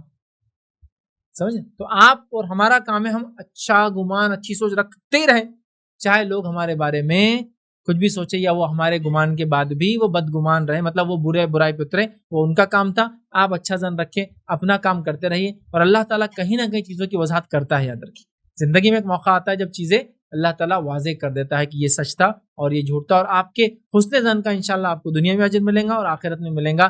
دنیا کے فائدے یہ کہ آپ کی مینٹلٹی اچھی رہیں گی ہمیشہ لوگوں کے بارے میں, اور آخرت کا فائدہ یہ ہے کہ آپ کو اس کا اجر ملے گا. نبی اکرم صلی اللہ علیہ وسلم نے کفاروں میں ایسے کافر لوگ جو سب سے سخت تھے ان کے بارے میں اچھا گمان رکھا کہ کبھی تو یہ ایمان لا لے, کاش ہمیشہ اس نے رکھا, یہاں تک کہ مر جاتے تو آپ افسوس جتاتے کہ یہ ایسے ہی چلا گیا, خوش نہیں ہوا. بس اچھا گمان ہمیشہ رکھے لوگوں کے بارے میں, اس کا انشاءاللہ عزیز شخصی طور سے بھی آپ کو فائدہ ہے اور اخروی طور سے بھی فائدہ, دنیا بھی فائدہ انشاءاللہ. السلام علیکم. اگر ہمیں غلط فہمی ہو جائے کسی کے تعلق سے اور وہ اسے دیکھ کے ہوتی ہے ہمیں وہ غلط فہمی, اور جب وہ انسان کے ساتھ ہم کلیریفیکیشن کرنا چاہتے ہیں تو وہ انسان کلیریفیکیشن کرنا ہی نہیں چاہتا, اور وہ کہہ دیتا ہے کہ میں اپنا حال جانتی ہوں اور میں اللہ پہ وہ سب چیزوں کو چھوڑ دیتی ہوں. تو کیا ہمیں اس کو بتانا چاہیے, تاکہ اس سے بہت ساری غلط فہمیاں اور بڑھ رہی ہے, سب کو پتہ چل رہا ہے کہ یہ سب غلط ہے, اس لیے کیا کرنا چاہیے اس چیز میں؟ سوال یہ ہے کہ کسی کے بارے میں غلط فہمی, مطلب پرسن اے کو پرسن بی کے بارے میں غلط فہمی ہو رہی ہے, اور پرسن اے جو الف ہے پہلا انسان ہے وہ چاہتا ہے کہ پرسن بی دوسرا آدمی وضاحت کر دے کہ بھائی یہ کیوں ہو رہا ہے, اور وہ بی بولتا ہے مجھے وضاحت نہیں کرنا ہے. تو یاد رکھیے وہ وضاحت نہیں کرنا چاہتا ہے, وہ اس کی مرضی ہے, لیکن آپ اس کے بارے میں اچھی سوچ رکھتے جائیں. حالانکہ اس کے وضاحت نہ کرنے سے اس کے بارے میں غلط فہمی بڑھتی جائیں گی, یہ نیچرل ہے اور یہ ہونے والا ہے, مجھے پتا ہے. لیکن چونکہ وہ بولنا نہیں چاہ رہا ہے, نہیں چاہتی ہے, تو لہٰذا آپ پکڑ کے تو نہیں کر سکتے. تو آپ نے اپنا کام کر دیا, آپ پازیٹیو تھنکنگ جاری رکھیے, آپ اچھی سوچ جاری رکھیے. انشاءاللہ عزیز اس اچھی سوچ کی وجہ سے آپ بھی سکون میں رہیں گے, اور ہو سکتا ہے اس کی اصلاح ہو جائے کہ یہ ہمیشہ میرے اتنے برے ہونے کے بعد بھی اچھی سوچ رکھتے رہے. لیکن یہ نصیحت کرنا, اس کی اصلاح کے لیے یہ کہنا کہ میری بہن اگر تم یہ وضاحت کر لو تو اس کا فائدہ ہوگا, یہ کہتے رہنا یہ اچھی بات ہے, کیونکہ یہ ضروری ہے, کیونکہ اس کے بارے میں, اس کی شخصیت کے بارے میں لوگ برا سوچتے ہیں. تو آپ اپنا کام کیجیے, لیکن اس کے وضاحت نہ کرنے کے بعد آپ یہ مت کہیے ہم نے تو پوچھے تھے اس نے وضاحت نہیں کی, ہینس پروفڈ, ثابت ہو گیا کہ یہ خراب ہے. یہ آپ نہیں کر سکتے, یہ ایکویشن کبھی مت لائیے کہ میں نے جا کے پوچھا بھائی صاحب آپ چور ہے کیا, بھائی صاحب نے کچھ نہیں کہا, ہینس پروفڈ وہ چور ہے. یہ نہیں ہوتا. دیکھیے یہ بھی بڑا مسئلہ ہے ہمارے پاس, ٹھیک ہے. جیسا کہ ہمارے پاس کچھ لوگ ہوتے ہیں, اجازت کا کیا معنی رہتا سنیے. آپ کے گھر کا کام چل رہا ہے, آ کے ایک سیمنٹ کا تھیلا اٹھا کے لے کے چلے گئے, اپنے گھر میں اس کو پورا کر کے لگا بھی دیا, اور آ کے بول رہے دیکھو بھائی اسلام میں پوچھ کے کرنا, وہ میں نے ایک تھیلا لے کے لگا دیا. یہ اجازت ہے یا انفارمیشن ہے؟ یہ انفارمیشن ہے. اجازت کہاں ہے بھائی, لگا دیا, ہاں لگا دیا, بولے میں نے میرا گھر کا تھا, لیکن اسلام میں نا بولے بول دینا تو بول دیا, کہ تو اجازت کہاں, یہ تو انفارمیشن ہے. سمجھ رہے بات؟ تو ویسا یہ کیلکولیشن مت کیجیے کہ آپ نے وضاحت کا دعوت دی, اس نے وضاحت نہیں کی, جس کے بارے میں اس شخصیت کی غلط فہمیاں پھیل رہی ہیں, ہینس پروف نہیں ہوں گا. آپ یہ کہیے کہ وہ بتاتے نہیں کیا مسئلہ ہے, لیکن میرا گمان ہے انشاءاللہ وہ اچھے ہوں گے, وہ خیری ہوں گے, وہ نیکی ہوں گے, وہ اچھا ہی کرتے ہیں. لیکن برے لوگوں کے تعلق سے میں نے کہا غالب گمان اگر آ جائے کہ یار یہ برا ہوگا تو انشاءاللہ اس میں گناہ تو نہیں, لیکن باقی لوگ جو آپ کی وضاحت, وہ لوگ ان کی وضاحت نہیں کر رہے آپ کے سامنے, تو ان کے بارے میں آپ اچھا ہی گمان رکھیے, انشاءاللہ عزیز یہی بہتر ہے. شیخ عام طور پہ لوگوں میں جو یہ عام تاثر بنا ہوا ہے کہ جو زیادہ لوگوں سے حسن ظن رکھتا اور کم غلط فہمیاں پالتا, زیادہ ججمنٹ نہیں رکھتا لوگوں کے تعلق سے, تو اسے بیوقوف سمجھا جاتا, اور جو زیادہ گیسنگ کرتا لوگوں کے تعلق سے, زیادہ اس نے گمان رکھتا, تو اسے زیادہ ہوشیار اور ٹیلنٹڈ سمجھا جاتا.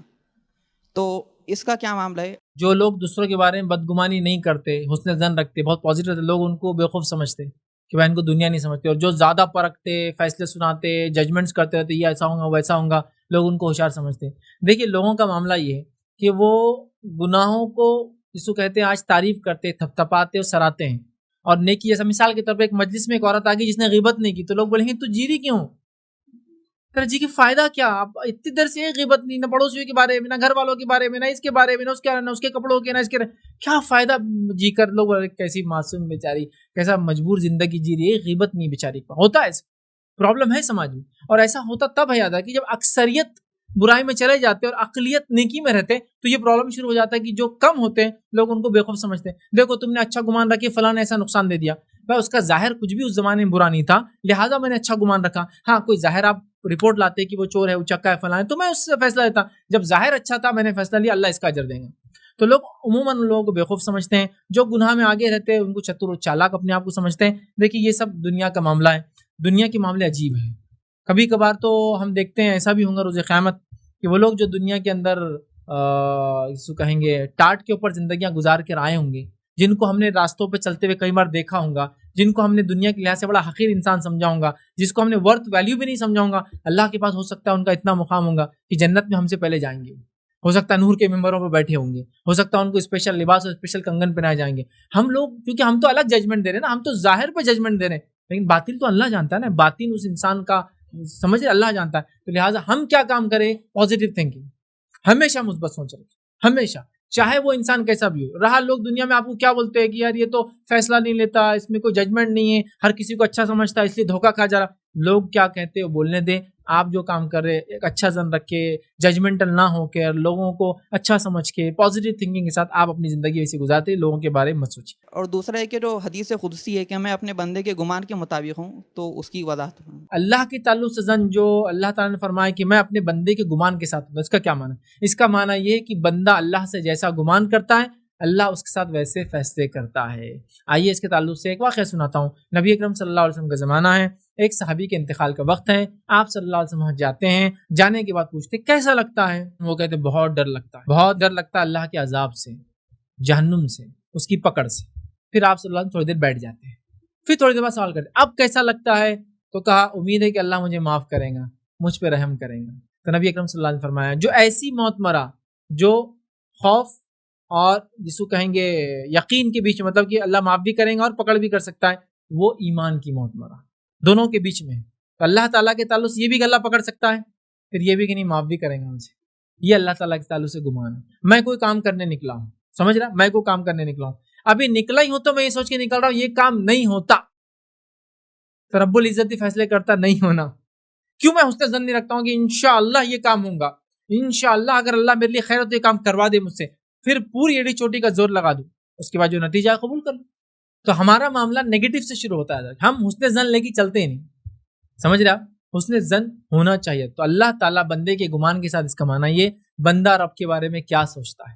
نہیں آج تو میں بھوکے ہی مرنے والا ہوں، تم بھوکے مرنے والے ہو، انشاءاللہ میرا رب مجھے روزی دے گا، کم ہی صحیح لیکن ضرور دے گا، میرا توکل ہے اس پر انشاءاللہ آپ کو. تو یہ حسن ظن کا تقاضا، انشاءاللہ میں گناہ گار بندہ ہوں پھر بھی میرے رب سے مجھے توقع اور امید ہے وہ مجھے انشاءاللہ معاف کریں گا روزے خیر انشاءاللہ. یہ بڑی بات ہے، یاد رکھیں حسن ظن یاد رکھیں، اچھا گمان اللہ کے تعلق سے. جو اللہ کا معاملہ جو بندے کے تعلق سے کہ اللہ بندے کے ساتھ اس کے گمان کے ساتھ ہوتا ہے، اس کا یہی معنی ہے کہ ہم اللہ تعالیٰ کی ذات کے تعلق سے اچھا گمان رکھیں، یہاں تک کہ زندگی کے سب سے برے حالات میں بھی سب سے اچھا گمان، مطلب ایسی حالات کی جس کو دیکھ کر کوئی پازیٹیو نظر تو کچھ نہیں آتا ہے، اس میں بھی اچھا گمان. ایک واقعہ سناتا ہوں. نبی اکرم صلی اللہ علیہ وسلم ابوبکر صدیق غار میں ہیں، کافر پیچھے لگے ہیں اور غار کے سامنے گھوڑوں کے ان کے ٹاپ دکھ رہے ہیں.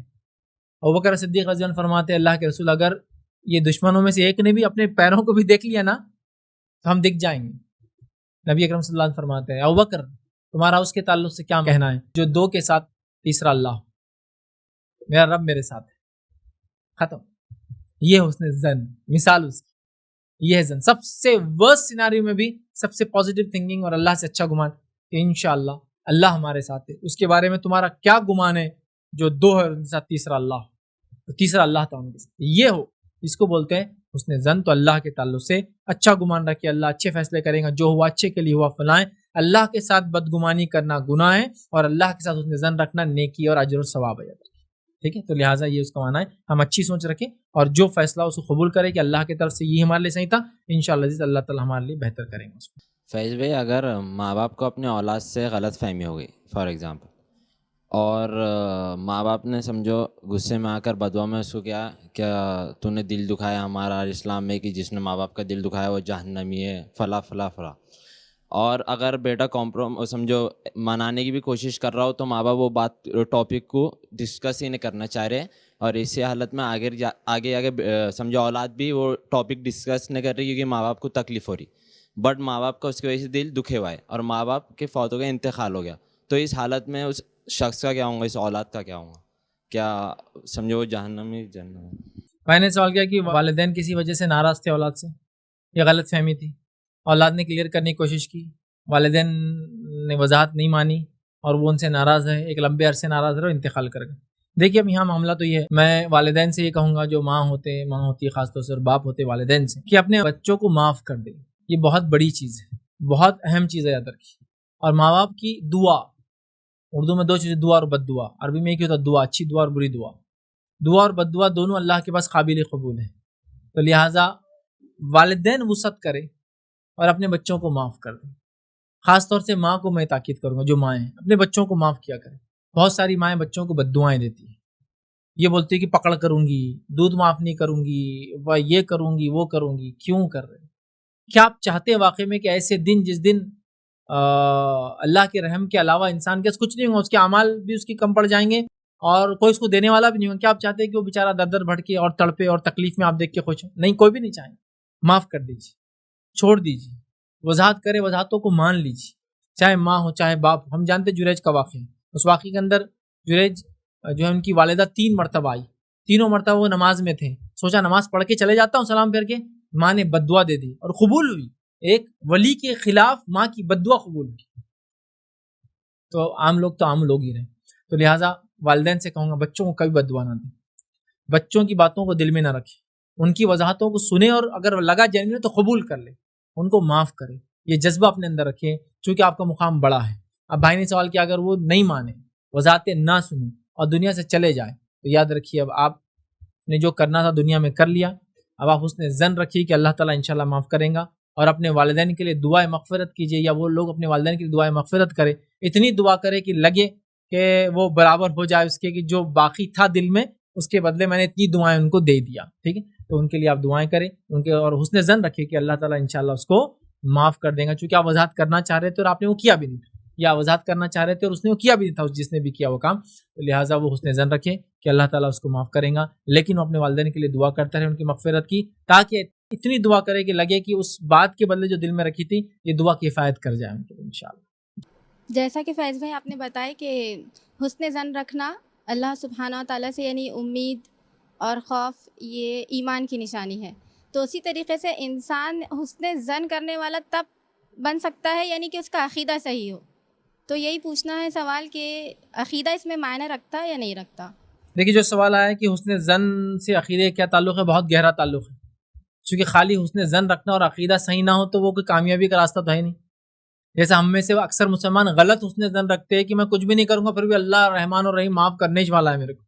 نماز نہیں، روزہ نہیں، زکوٰۃ نہیں، حج نہیں، کچھ نہیں، بس انشاءاللہ جنت تو اپنی ہے، اللہ سے اچھا گمان ہے، اپنا فلاں ہے، ماں باپ کی بہت دعا ہے اپنے کو، بس اب کوئی نماز کی ضرورت نہیں ہے اپنے کو. یہ حسن ظن نہیں چلے گا. تو حسن ظن صحیح عقیدے کے بیس پر اگر ہوں گا تبھی وہ سکسیس کا وجہ بنے گا، ثواب کی وجہ بنے گا. اور اسی طرح توکل اللہ پر جب وہ صحیح عقیدے کے بیس پہ ہوں گا تبھی وہ کامیابی کا ضامن بنے گا. یہ بات ہم ذہن میں رکھ لیں. تو حسن ظن جیسا کہ کتاب و سنت نے بتایا اس عقیدے کے مطابق ہوں گا تو ہی کامیاب ہوں گا. اور ایک اسی میں سوال ہے کہ اچھا ظن انسان جب یہ نیک عمل کرنا چاہے گا تو اس کے لیے صحبت کا اثر بھی اچھا ہونا چاہیے، کیونکہ انسان کی زندگی کے کئی سارے اعمال ایسے ہی جو صحبت سے انسانوں کو عمل کرنے کے اوپر مجبور کرتے ہیں. تو کس طریقے کی یعنی لوگوں کو، اچھے لوگوں کی صحبت ہم اپنائیں، کیونکہ 100 میں سے 90% لوگ ہیں جو بدگمانی میں ملوث ہے. تو اس کا حل بتائیے. سیکنڈ سوال تھا کہ عقیدہ کے علاوہ صحبت بھی اگر ہو، اور واقعی میں ضروری ہے، کیونکہ اگر کسی جگہ صحبت ہی نہ ملے لوگوں کو تو پھر بہت سارے پرابلم، صحبت غلط ملنے کی وجہ سے پرابلم چالو ہو جاتے. صحبت مطلب آس پاس فرینڈ سرکل، دوست، رشتہ دار سب بدگمانی، سب غلط فہمیوں کی شکار ہے. تو ظاہر سی بات ہے ایک آدمی جو اس ماحول میں رہتا ہے وہ بھی بن جاتا ہے، اس لیے کہ دوسرے لوگ بولتے ہیں ارے وہ ایسا ہے، تم کو نہیں معلوم، ارے وہ ویسا، اور وہ تھوڑے دن بعد وہ بھی دیکھتا ہے وہ بھی ویسا بن گیا ہے. تو لہٰذا صحبت کا بڑا اثر ہے. اس لیے اللہ رب العزت نے قرآن کے اندر یہ حکم دیا اور فرمایا یا ایھا الذین آمنوا اتقوا اللہ وکونوا مع الصادقین، کہ اے وہ لوگوں جو ایمان لائے اللہ کا تقوی اختیار کرو اور سچوں کے ساتھ رہو. اس لیے کہ صحبت کا اثر بتایا جا رہا ہے. جب ایک جھوٹا 100 سچوں میں آ جاتا ہے تو وہ جھوٹ بولتا ہے تو پکڑا جاتا ہے اور اس کو سچ بولنا مجبوری ہو جاتی ہے. اور جب ایک سچا 100 جھوٹوں میں چلا جاتا ہے دھیرے دھیرے وہ جھوٹ کی طرف چلا جاتا ہے. اور جب ایک سچوں کے اندر ایک جھوٹا آ جاتا ہے دھیرے دھیرے سچ بولنا پڑتا ہے، جو کہ سچ بولنا اس کی مجبوری ہوتی ہے. اس کی میں مثال دو جیتی جاگتی، بہت سارے لوگ گلف جاتے ہیں، گلف جا کے ماشاءاللہ نمازی بن جاتے ہیں.